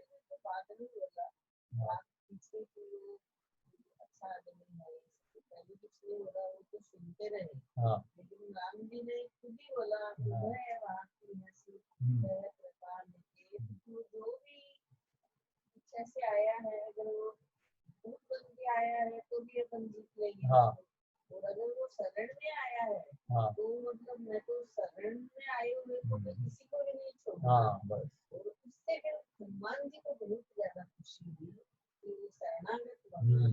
हाँ बराबर बराबर। तो आंटी बता रही, क्योंकि आंटी तो रामचरितमानस का काफी सुंदरकांड का रोज पाठ करती हैं, तो आंटी बता रही हैं कि बेसिकली इसमें भगवान ने क्या कहा, जब विभीषण आए तो भगवान ने एक तो ये कहा कि दूत आया तो भी हम लोग उससे, दूत का हमें आदर तो करना चाहिए, एक तो ये बात है।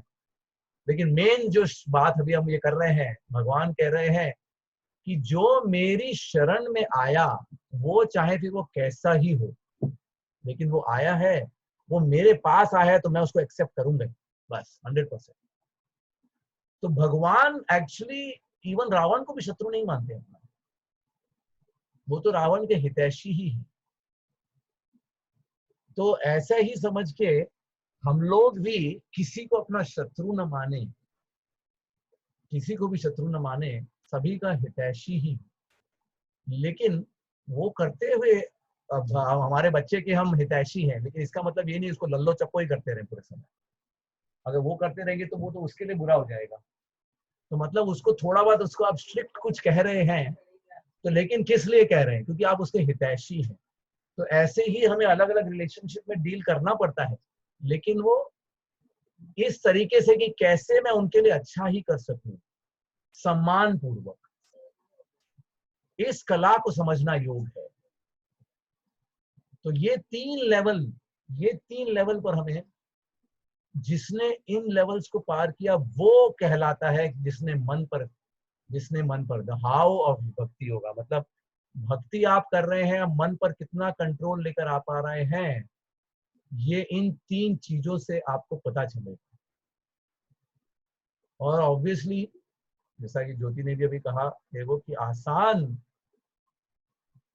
तो डेफिनेटली आई थिंक यहाँ पर लोग मान रहे हैं कि बहुत ही आसान है। नहीं, बहुत आसान नहीं है। तो आसान नहीं है, लेकिन भगवान ने ये टेस्ट दे दिया हमें कि ऐसे करना है। तो अब जस्ट कुछ श्लोक ऐसे पढ़ लेंगे, क्योंकि ये भगवान योग के बारे में, अब जो आगे जो है मेनली भगवान योग के बारे में भी 5 मिनट थोड़ा श्लोक ही पढ़ लेते, क्योंकि ये हम कर चुके हैं। अब भगवान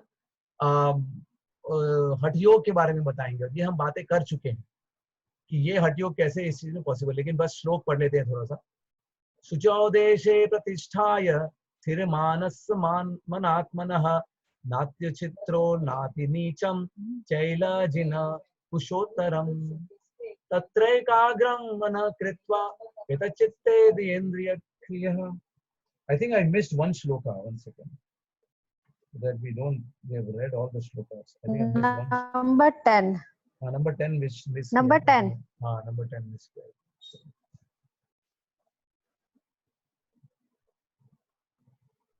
योगी युञ्जित सतात्मानं रहसि सतात्मानं रहसि योगी युञ्जित सततम् आत्मानं रहसि स्थितः एकाकी यत चित्तात्मा निरासिर अपरिग्रहः। योगी को चाहिए कि सदैव अपने शरीर, मन तथा आत्मा को परमेश्वर में लगाए, एकांत स्थान में रहे और बड़ी सावधानी के साथ अपने मन को वश में करे। उसे समस्त आकांक्षाओं तथा संग्रह भाव से मुक्त होना चाहिए। बड़ी सावधानी से अपने मन को वश में करें। तो इन चीजों का पालन हम भक्ति में करते हैं। भक्ति में मन लगाते हैं, मन लगा के कर्म करते हैं भगवान के लिए। जब भगवान का जप करते हैं तो कोशिश करते हैं कि मन उसमें लगे। तो ये सब चीजों से हम हठ योग का पालन करते हैं। शुचौ देशे प्रतिष्ठाप्य स्थिरम आसनम आत्मनः नात्युच्चित्रम नाति नीचम चैलाजिना कुशोत्तरम् तत्रैकाग्रं मनः कृत्वा यतचित्तेन्द्रियाक्रियः उपविश्यासने युञ्जात् योगम आत्मा विशुद्धये। योगाभ्यास के लिए योगी एकांत स्थान में जाकर भूमि पर कुशा बिछा दे और फिर उसे मृगछाला से ढके तथा ऊपर से मुलायम वस्त्र बिछा दे। आसन न तो बहुत ऊंचा हो न बहुत नीचा, यह पवित्र स्थान में स्थित हो। योगी को चाहिए कि इस पर दृढ़ता पूर्वक बैठ जाए और मन इंद्रियों तथा कर्मों को वश में करते हुए तथा मन को एक बिंदु पर स्थित करके हृदय को शुद्ध करने के लिए योगाभ्यास करे। तो ये तो समझ ही गए लोग, सिंपल लैंग्वेज में भगवान बता रहे हैं कि हठ योग सही में क्या होता है। कहाँ कहाँ आप जाए, एक ऐसे स्थान पर जाएं, अपने एक शहर में बैठ के नहीं कर सकते, एकांत जगह पर जाना होगा। तभी लोग हिमालय में जाते थे। कुशा बिछाएं, मृगछाला बिछाएं, मुलायम वस्त्र बिछाएं, आसन ऊंचा ना हो नीचा ना हो, पवित्र स्थान हो, दृढ़ता पूर्वक बैठ जाएं, खाली 2 मिनट के लिए नहीं। बैठे मतलब बैठे ही हैं, ऐसे ऋषि मुनि बैठते थे। इंद्रियों तथा कर्मों को वश में करते हुए मन को एक बिंदु पर स्थित करें। एक बिंदु पर मन को स्थित करें, बड़ा आसान काम लग रहा है ना। 13वां और 14वां। समम काया शिरोग्रीवम धारयन् अचलं स्थिर संप्रेक्ष्य नासिकाग्रां स्वं दिशश्चानवलोकयन् प्रशांतात्मा विगतभिर्ब्रह्मचारी व्रते स्थितः मनः संयम्य मच्चित्तो युक्त आसीत मत्परः। योगाभ्यास करने वाले को चाहिए कि वह अपने शरीर, गर्दन तथा सर को सीधा रखे। जो सब लोग वीडियो में दिखा नहीं रहे हैं, सब लोग शरीर, गर्दन और मन को, सर को सीधा रखा है या नहीं रखा है आप लोग? यहाँ तो मुझे लग नहीं रहा। यहाँ तो एक छोटे, यहाँ पे एक मोनू साहब बैठे हुए हैं जो 10वीं में है और हमारी आंटी बैठी हुई है। वहाँ पर मुझे नहीं दिख रहा कि शरीर, गर्दन और सर सीधा है। बाकी लोग को वीडियो दिखा नहीं रहे, इसलिए आपके विश्वास करेंगे अगर आप हाँ या ना कह दें। और नाक के अगले सिरे पर दृष्टि लगाएं, ट्राई करें।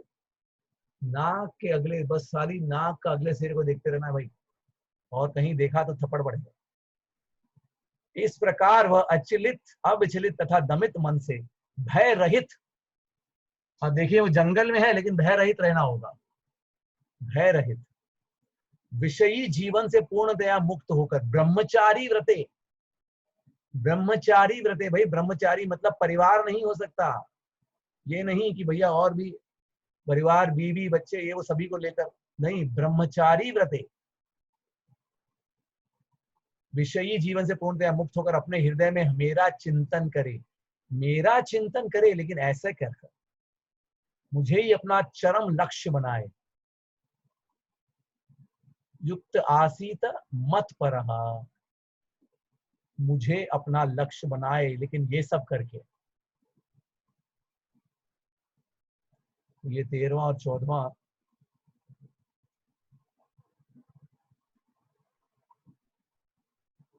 पंद्रवां।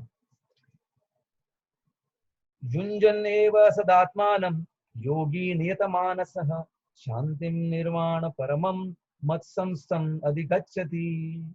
Thus practicing constant control of the body. Okay, sorry, English. इस प्रकार शरीर, मन तथा कर्म में निरंतर संयम का अभ्यास करते हुए संयमित मन वाले योगी को इस भौतिक अस्तित्व की समाप्ति पर भगवत धाम की प्राप्ति होती है। ऐसे ही 2 मिनट नहीं दिन में, आधा घंटा नहीं जीवन में, जो ऐसे ही रहता है और शरीर, मन तथा कर्म में निरंतर संयम का अभ्यास करता है, उसको आखिर में, और मुझ पर कॉन्सेंट्रेट करता है 100%, तो उसको, तो आप लोगों ने सुना होगा राजयोग, कुंडलिनी योग, ये सारे, इनका कुछ भगवान यहाँ पर बता रहे हैं ये कैसे हो सकता है। 16वां, नात्यश्नतस्तु योगोस्ति न चैकांतम अनाश्नतः न चाति स्वप्नशीलस्य जाग्रतो नैव चार्जुना। हे अर्जुन, जो अधिक खाता है, नो नात्यशिष्टो, हाँ, हे अर्जुन, जो अधिक खाता है या बहुत कम खाता है, जो अधिक सोता है अथवा पर्याप्त नहीं सोता, उसके योगी बनने की कोई संभावना नहीं। तो ये एक आज का लास्ट पॉइंट कवर कर रहे हैं। भगवान अब बता रहे हैं कि क्या तरीका है। एक तो उन्होंने टॉप लेवल बता दिया हुआ आपने, लेकिन अब उन्होंने और चीज हठ योग में बताई, क्योंकि हठ योग में क्या है खास कि कैसे करना है, कैसे करना है। भगवान क्या बता रहे हैं? बैलेंस रखना है, बैलेंस। अधिक खाना, अधिक सोना, या बहुत कम खाना या बहुत कम सोना, वो सब करके आदमी योगी नहीं बन सकता। तो योग में काफी लोग कहते हैं कि योग का मेन चीज क्या है आजकल, उसमें अरे आपको आसन करना चाहिए, प्राणायाम। लेकिन यहाँ पर भगवान बता रहे हैं, और आज एक लेक्चर में भी हमारे केशवानंद प्रभु के उसमें सुन रहा था, कि एक्चुअली योग का मेन चीज होता है बैलेंस। मतलब खाने पीने सोने में बैलेंस रखें, वो सबसे अच्छा है। और ये अच्छा आज का आखिरी श्लोक कवर करेंगे। युक्ताहार विहारस्य युक्त चेष्टस्सु कर्मसु युक्त स्वप्नावबोधस्य योगो भवति दुःखः।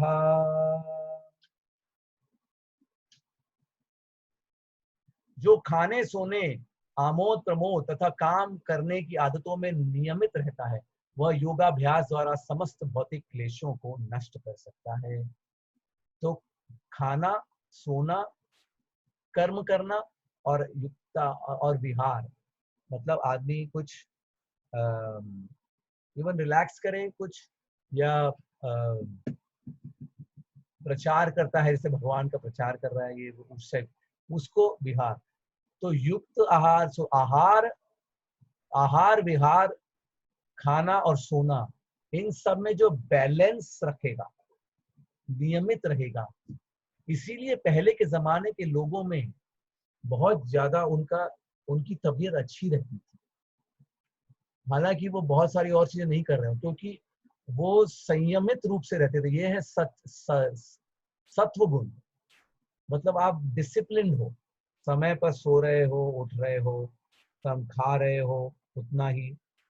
ये वो मैं यहाँ पर भी देखा हूँ तो अंकल आंटी काफी ज्यादा एकदम फिक्स्ड है, इतना ये समय, ये समय, इस समय, ये इस समय, इस समय, ये 12 का 12:15 हो जाते तो उनको लगता है लेट हो गया। हम लोगों को 12 का जब 3 हो जाता तब हो जाता लेट लगता। तो ये सतयुग जो है, ये सत्व गुण जो है, ये पहले के लोगों में ज्यादा था। आजकल वो डिसिप्लिन कम हो रही है।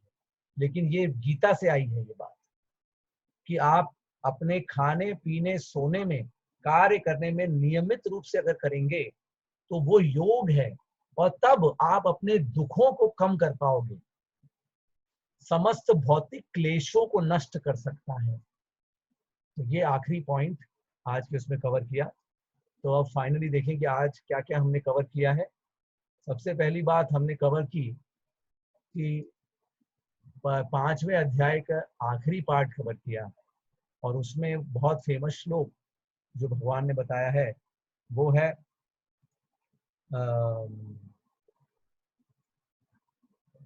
भोक्ताराम यज्ञ तपसाम सर्वलोक महेश्वरम सुहृदम सर्वभूतानाम ज्ञात्वा माम शांतिम रक्षति। तो भगवान कह रहे हैं 3 चीजें, कि मैं सभी चीजों का ओके, मोनू बोल रहा है मालिक। अभी लोग अनम्यूट करके बोल सकते हैं, जवाब भी दे सकते हैं। तो सबसे पहली बात, भोक्ताराम, क्या मतलब इसका अर्थ हुआ?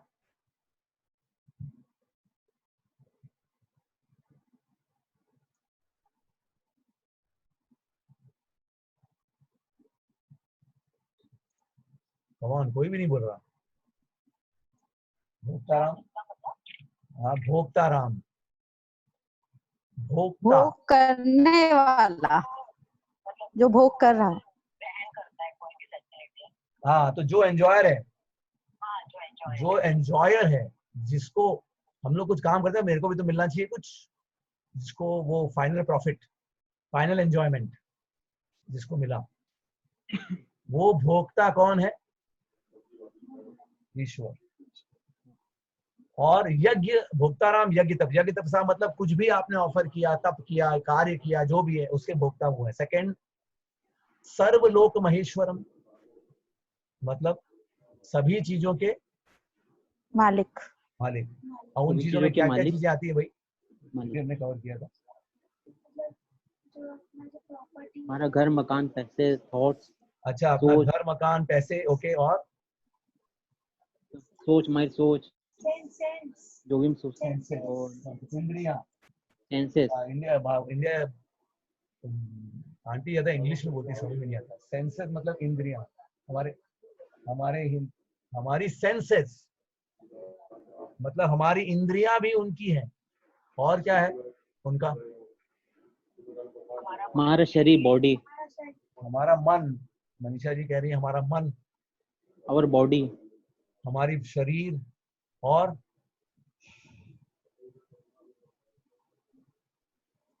जो भी प्रॉपर्टी है सब में।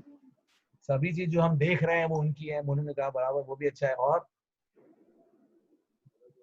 और भी है जो हमने डिस्कस किया, और भी कुछ उनका है।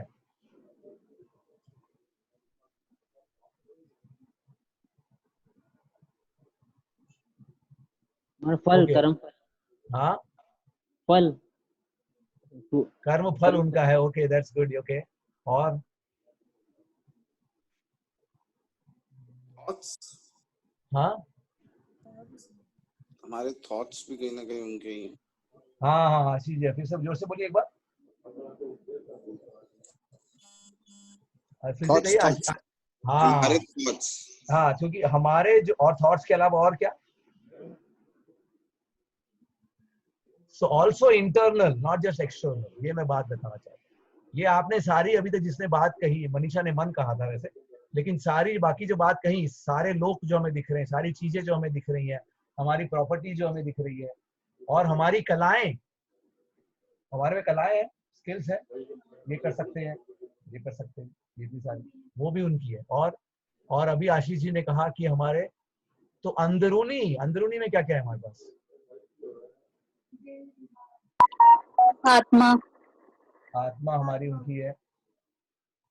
मन, हाँ, मन, यस। और क्या है?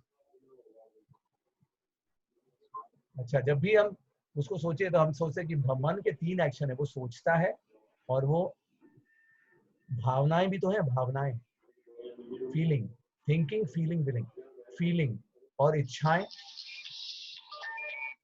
हमारे मन में इच्छाएं आ रही हैं, लेकिन वो अगर भगवान की इच्छा वाली नहीं है तो वो भी गलत है। तो वो भगवान की इच्छा है, तो वो हमारी इच्छा है। तो अपने मतलब हमने सोचा कि मैं मालिक हूँ मेरी इच्छा का। अब मैं मालिक नहीं होना चाहिए मेरी इच्छा का, वो मालिक होना चाहिए। तो सोच, भावनाएं और इच्छाएं, डिजायर्स, थॉट्स, फीलिंग्स, और आखिरी में सबसे मोस्ट इंपॉर्टेंट चीज बोलूंगा, हमारा समय। मैं बोलता हूं कि मेरा समय है, मैं मेरे समय में क्या करूं, मेरा टाइम वेस्ट हो रहा है, मेरा टाइम मुझे बर्बाद करना है, मेरा टाइम किल करना है। That is a wrong idea, because it's not my time, वो भगवान का समय है। तो इस जब ये सोचेंगे कि ये भगवान का समय है, तो अब भगवान के समय में मैं क्या कर रहा हूं या क्या कर रही हूं, ये मुझे सोचना है। सो एवरीथिंग ऑफ दिस, मतलब अंदरूनी सब कुछ, बाहरी सब कुछ, मेरी इंद्रियां, यो प्रॉपर्टी, सब कुछ, कलाएं, सब कुछ, और सारे लोग और सब कुछ, इन सब के वो ओनर हैं। ये हाथ मेरा है, अब मैं इस हाथ से क्या करूं? ये हाथ मेरा नहीं है, उनका है। अब मैं हाथ से क्या करूं? मेरे पास लोन पे है, लोन। अब तो सब कॉमर्स के स्टूडेंट हो ना, तो काफी सारे एटलीस्ट कुछ लोग लोन पे चीजें मांगे। तो ये चीज जब समझेंगे। और तीसरी क्वालिटी क्या है भगवान की? भोक्ताराम यज्ञ तपसाम सर्वलोक महेश्वरम। और फिर तीसरी क्वालिटी क्या है सर्वलोक महेश्वरम के बाद? 3 क्वालिटीज। सुहृदम सर्वभूतानाम, मतलब सुहृदम सर्वभूतानाम मतलब क्योंकि इसको भी मेरे को उसमें सुहृदम सर्वभूतानाम को कौन मतलब समझता है? मैंने बताया था यार, इतना इंपॉर्टेंट पॉइंट। दयालु enjoyer of every नहीं एंजॉयर ऑफ एवरीथिंग। दयालु है। हाँ दयालु, बट एग्जैक्टली सुहृदम, हृदय के नजदीक जो है हमारे, बेस्ट फ्रेंड। सुहृदम सर्वभूतानाम, सर्वभूतानाम मतलब सारे भूत, सर्वभूत प्राणियों का, प्राणी, सारे प्राणियों सभी का प्राणियों का मित्र है। Best friend.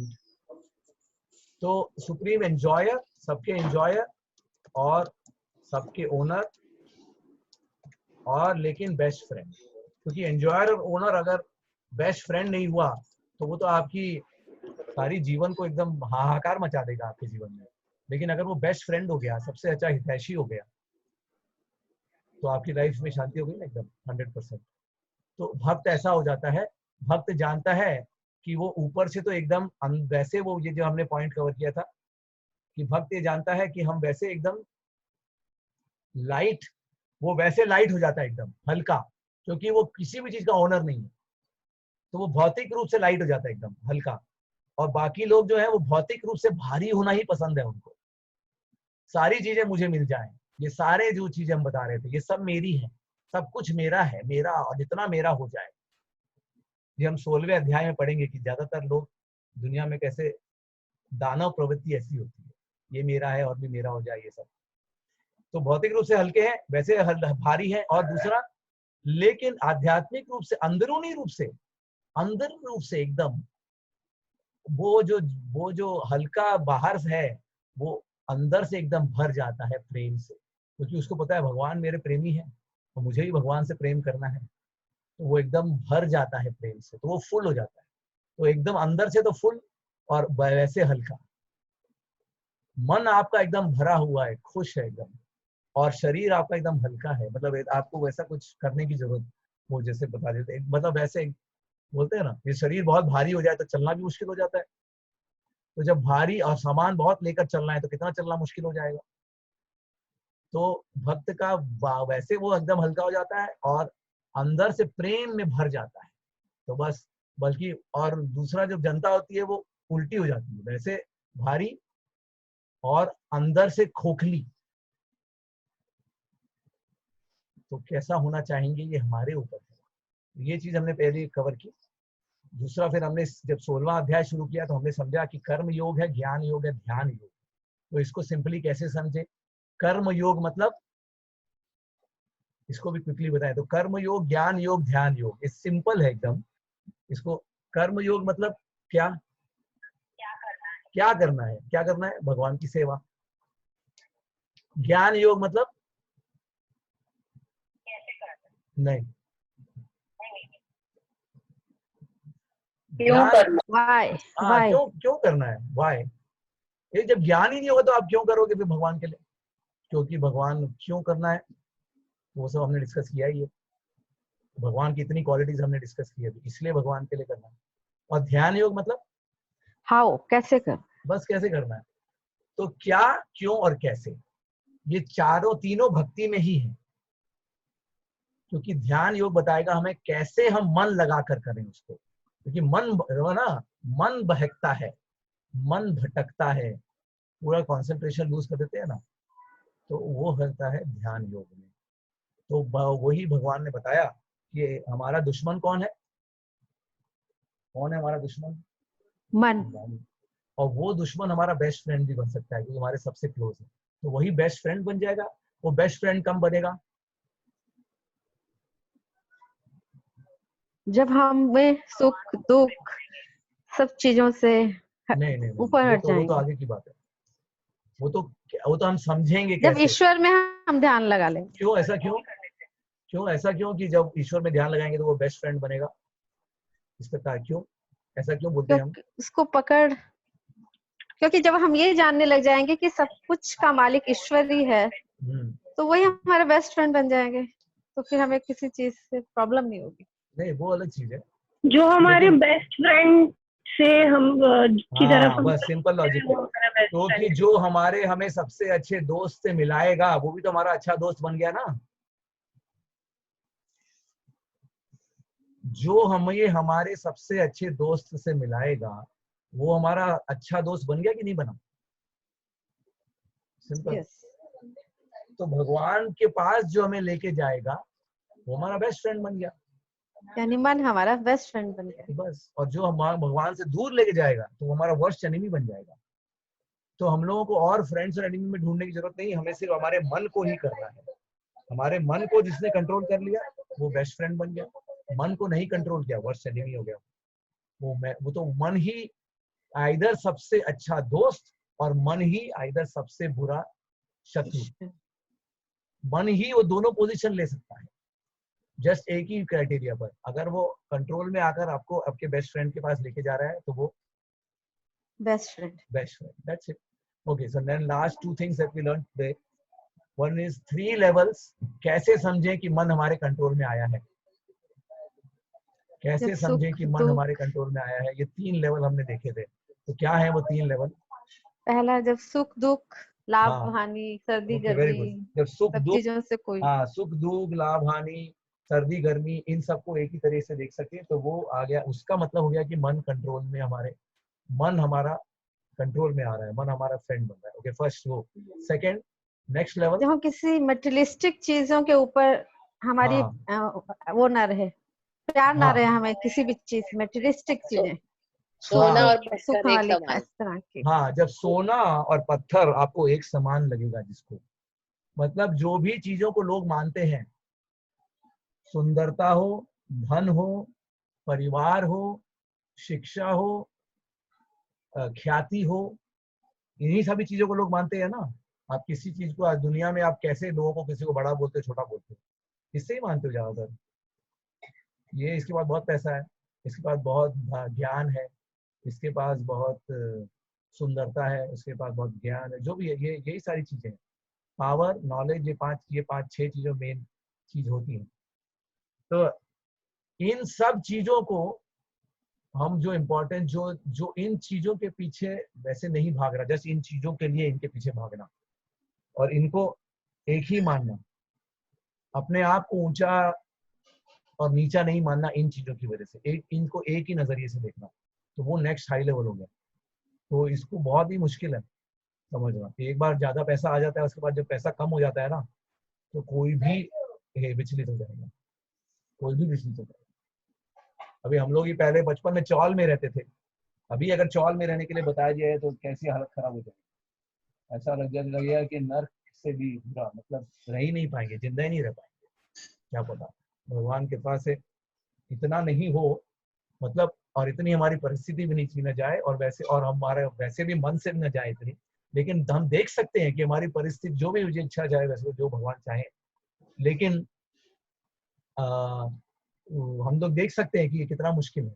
ये दूसरा। तीसरा सबसे ऊंचा, जब हम किसी को अपना दुश्मन ना माने।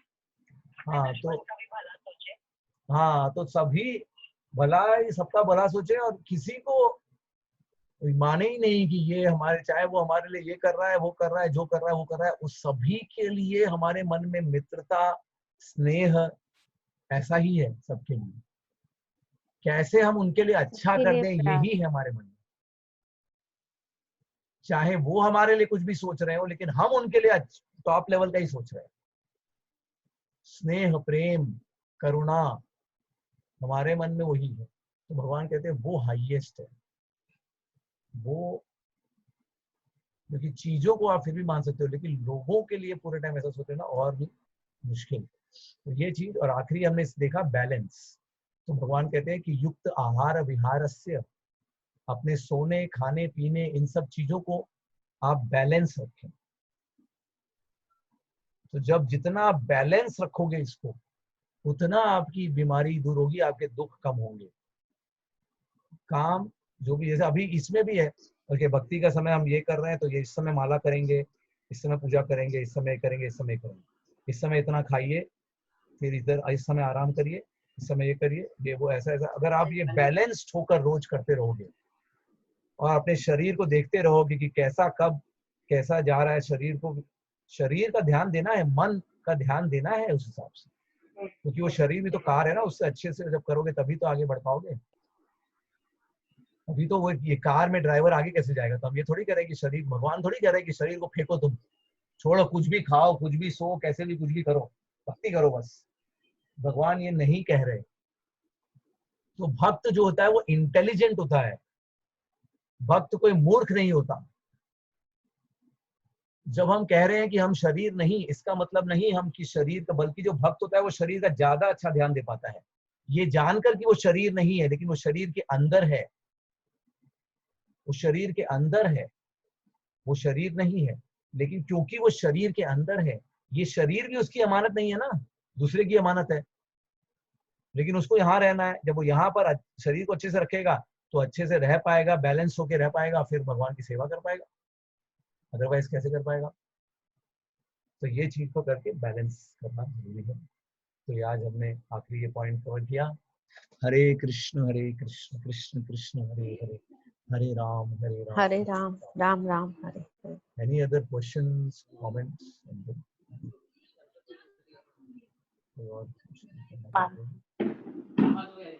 मामा जी, मैं मानसी बोल रही हूँ, मुझे एक क्वेश्चन था। हाँ बोलिए, एक मिनट।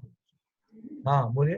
हाँ, मुझे ये पूछना था, जैसे हम बात कर रहे हैं मन को स्टेबल करने की, इमोशंस को कंट्रोल करने की, तो हमको ऐसे बताया जाता है कि ऋषि मुनि काफी बार गुस्से में आके श्राप दे देते थे।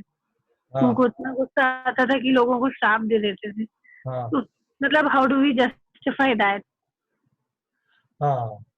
Yeah, that is true. Actually, let me do this.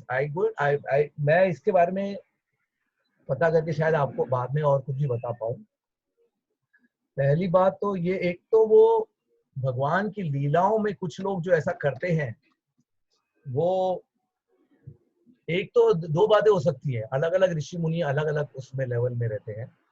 तो कई बार कुछ ऋषि मुनि धन को तो त्याग दिया उन्होंने, अपनी ख्याति को भी त्याग दिया, लेकिन अपने मान अपमान को उतना नहीं त्याग कर पाए।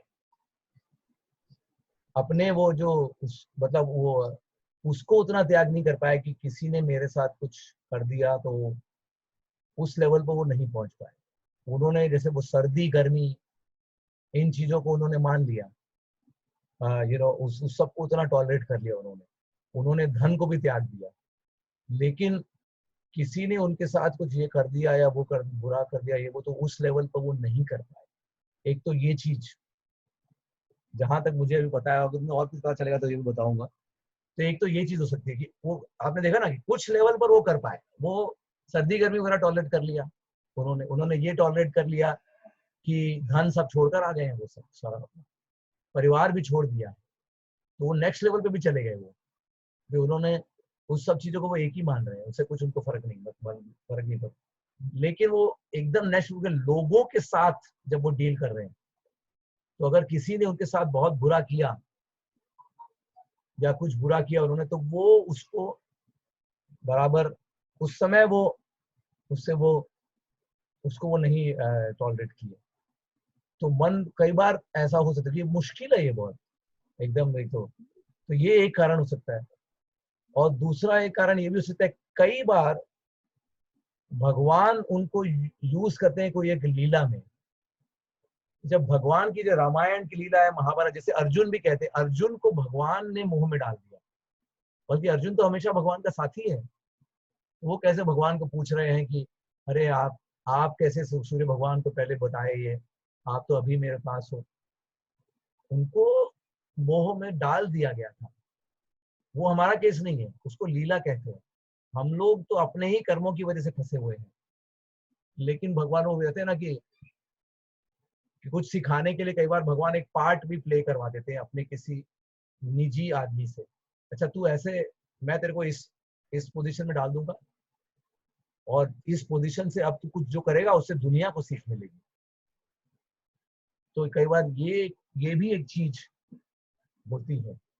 तो जो भगवान की लीला में जो ऋषि मुनि थे वो साधारण भी नहीं थे, तो कई बार भगवान उनका इस्तेमाल या यूज करते हैं हमें कुछ सिखाने के लिए।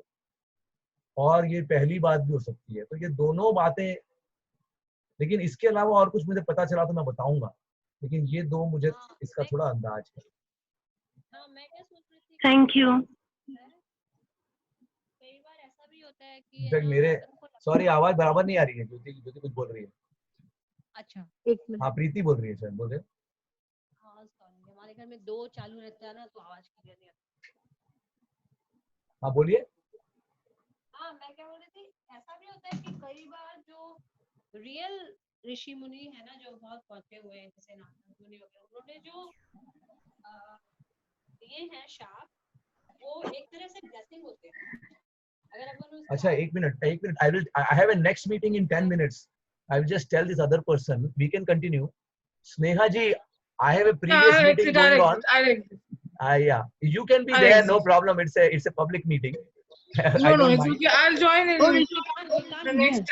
No, that's okay. We can continue for another 5-7 minutes. Yeah, So I'll continue. I'll my join next you. meeting is at 6 p.m. That's okay. Okay, fine. You can continue, Preeti. What are you? क्या बोल रहे हो? Sorry.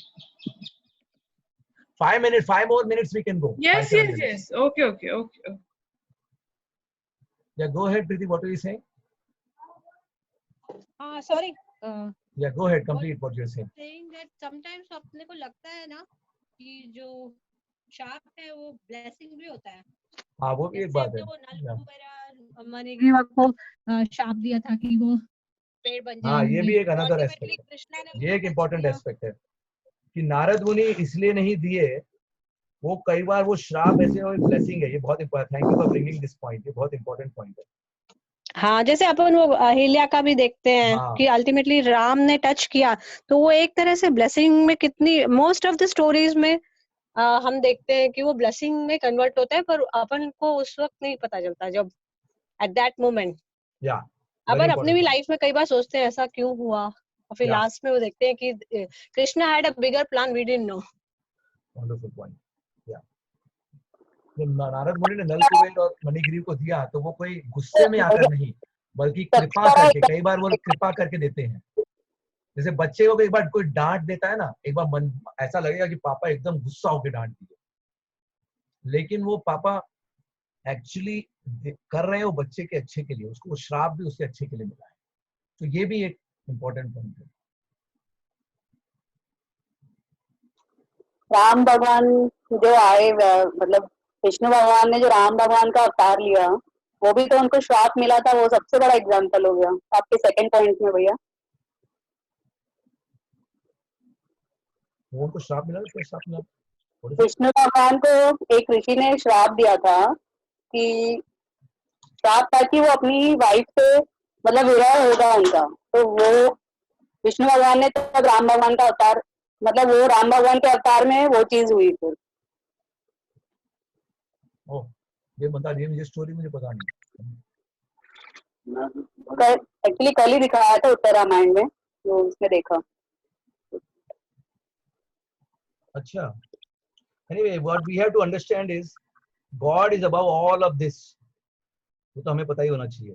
जहाँ पर भी ऐसा कुछ है कि किसी ने कुछ भगवान से कुछ करवाया, भगवान का डेफिनेशन ये है कि भगवान से कोई कुछ करवा नहीं सकता, वो सुप्रीमली इंडिपेंडेंट है, सुप्रीमली इंडिपेंडेंट। उनका मन होता है वो करते हैं वो, लेकिन वो एग्जाम्पल देने के लिए वो फॉलो कर सकते हैं।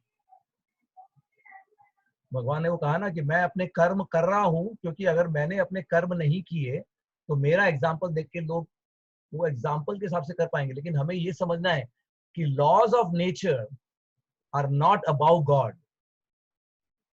हमें फोर्स किया हो सकता है कि अरे ये श्राप मिला तो अब मुझे ये करना पड़ेगा, भगवान पे वो नहीं हो सकता है। भगवान का डेफिनेशन है, अदरवाइज सुप्रीमली सर्वलोक महेश्वरम, सारी मयाध्यक्षेन प्रकृति, मेरी अध्यक्षता में प्रकृति चल रही है। सब का मतलब क्या है? कोई श्राप नहीं दे सकता ईश्वर को। तो वो बोल भी दिया जाए कुछ भी, तो अगर उनके मन में हो तो वो कुछ भी कर सकते हैं। अगर वो फॉलो कर रहे हैं तो वो बोलते हैं ना कि हाँ ठीक है, I will also follow just so that everybody else can also understand कि ठीक है ऐसा। बाकी उनको फॉलो करने की कोई जरूरत नहीं। अदरवाइज वो भी कंट्रोल में, हम भी कंट्रोल में, तो हम में और उनमें फर्क क्या है? मैंने जो बोला था ना कि सभी लोग यहाँ पर कुछ चीजों को कंट्रोल कर रहे हैं, कुछ चीजों से कंट्रोल हो रहे हैं, लेकिन भगवान का डेफिनेशन क्या है कि वो किसी के भी कंट्रोल में नहीं, 100%। कोई लॉ के कंट्रोल में नहीं, कोई श्राप के कंट्रोल में नहीं, कोई चीज के कंट्रोल में नहीं, लेकिन वो सबके अच्छे, सबसे अच्छे प्रेमी है और वो बेस्ट है, तभी तो वो by his own free sweet will वो सबके बेस्ट प्रेमी है। ऐसा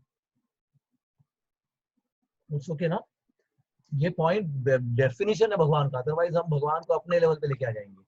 तो हमेशा यही डेंजर रहता है कि हम भगवान को अपने लेवल पर लेके आ जाते हैं किसी न किसी तरीके से, और ये डिस्टिंक्शन रखना ये सबसे ज्यादा अहम बात है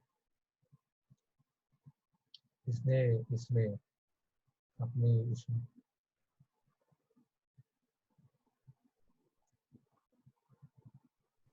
हेलो, हाँ बोलिए। हाँ भैया मैं बोल रहा था जो अभी भी सनलाइट है, एयर है, वाटर है, ये फ्री है, तो किसी पे कितना भी पैसा हो ये नहीं खरीद सकता, ये अभी भी भगवान के हाथ में है। हाँ बराबर है। कितनी आवाज है, कितना, तो हाँ भगवान ने कंट्रोल कर रखा है, तो ये अभी भी भगवान के पावर में है। हाँ, तो इससे भी भगवान का पावर मालूम पड़ता है कि supreme power. Supreme power, perfect, yes. वही तो बोल रहा हूँ, ये देखिए आप कितनी अनलिमिटेड पावर है, इतनी अनलिमिटेड पावर आदमी, ही हैज कोई और ये तो छोटी सी example of his unlimited power, सारे इतने यूनिवर्सेस उनकी कंट्रोल में है।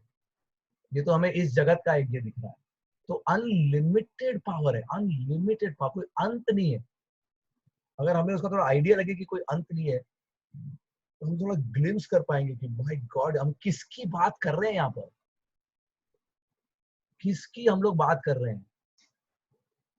जब थोड़ा सा ये आइडिया लगे कि भगवान कितने ऊंचे हैं, कितने बड़े हैं, कितने दयालु हैं, कितने करुणामय हैं, कितने उसके उसमें ओह माय गॉड, जब हम लोग अभी कुछ भी आइडिया नहीं है, ज्यादातर लोगों को जब लगेगा आइडिया, वो बूंद की एक बूंद पूरे बड़े बड़े सागर की एक छोटी सी बूंद का कतरा भी हमें नहीं पता, इसीलिए हम भगवान को अपने लेवल पे लेके आते रहते बार बार। आइडिया लगेगा तो फिर थोड़ा थोड़ा आइडिया लगेगा तो एकदम उसमें ही फिर I have only 2 minutes. Ramayan के हर एक सीन पे ऐसा फील होता है, मतलब ऑलमोस्ट पूरी रामायण में ऐसा बहुत बार फील होएगा कि भगवान मतलब ही इज वंडरफुल। हाँ बस यही कंक्लूजन होना इतनी उनके अंदर इतनी पेशेंस, मतलब जब वो वनवास से रिटर्न पहुंचते हैं, पहुंच के मंत्रा को मिलते हैं, मंत्रा को मिलते हैं और माई करके प्यार से बुलाते हैं, मतलब वो सब बहुत जबरदस्त था देखने में। और उन्होंने मंत्रा को फील भी नहीं किया कि मंत्रा कहीं रॉन्ग थी क्या, मतलब माफ करना बहुत दूर की बात है, वो नहीं मानते। राइट वो अपने right, so you can see at the end of every argument that we make should be one thing. ये मैंने एक लेक्चर में किसी से सुना था बड़े वक्त से कि कृष्णा इज वंडरफुल। सारी चीजें करने के बाद में God is the most wonderful. I have no idea. ये आपके हर आर्ग्यूमेंट का कंक्लूजन होना चाहिए। कंक्लूजन ऑलरेडी यही होना चाहिए और अगर कुछ भी और कंक्लूजन हो गया anything different from, then you know you are on the wrong track because it's not reality. That is the reality. हाँ तो हमारे सारा जीवन यही है समझना कि how he is wonderful, चाहे भौतिक जगत में कुछ भी हो रहा हो।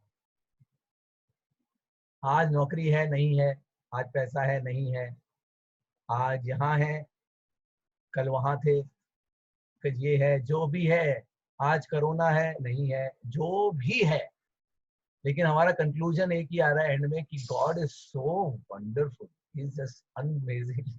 कोई अंत नहीं हो गया। अगर ये हो गया ना, that's it, we are, this is the conclusion of all arguments.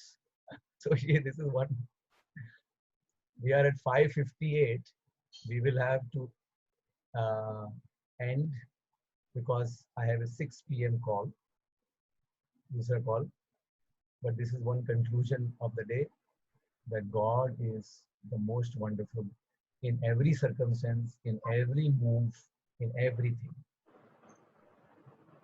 every single thing. मुझे कंक्लूड करके ही वो अपना जीवन बिताएं, ये हम सभी के लिए हम लोग कोशिश करें। हरे कृष्ण हरे कृष्ण हरे कृष्णा। हरे हरे कृष्णा। हरे कृष्णा ईशान प्रभु।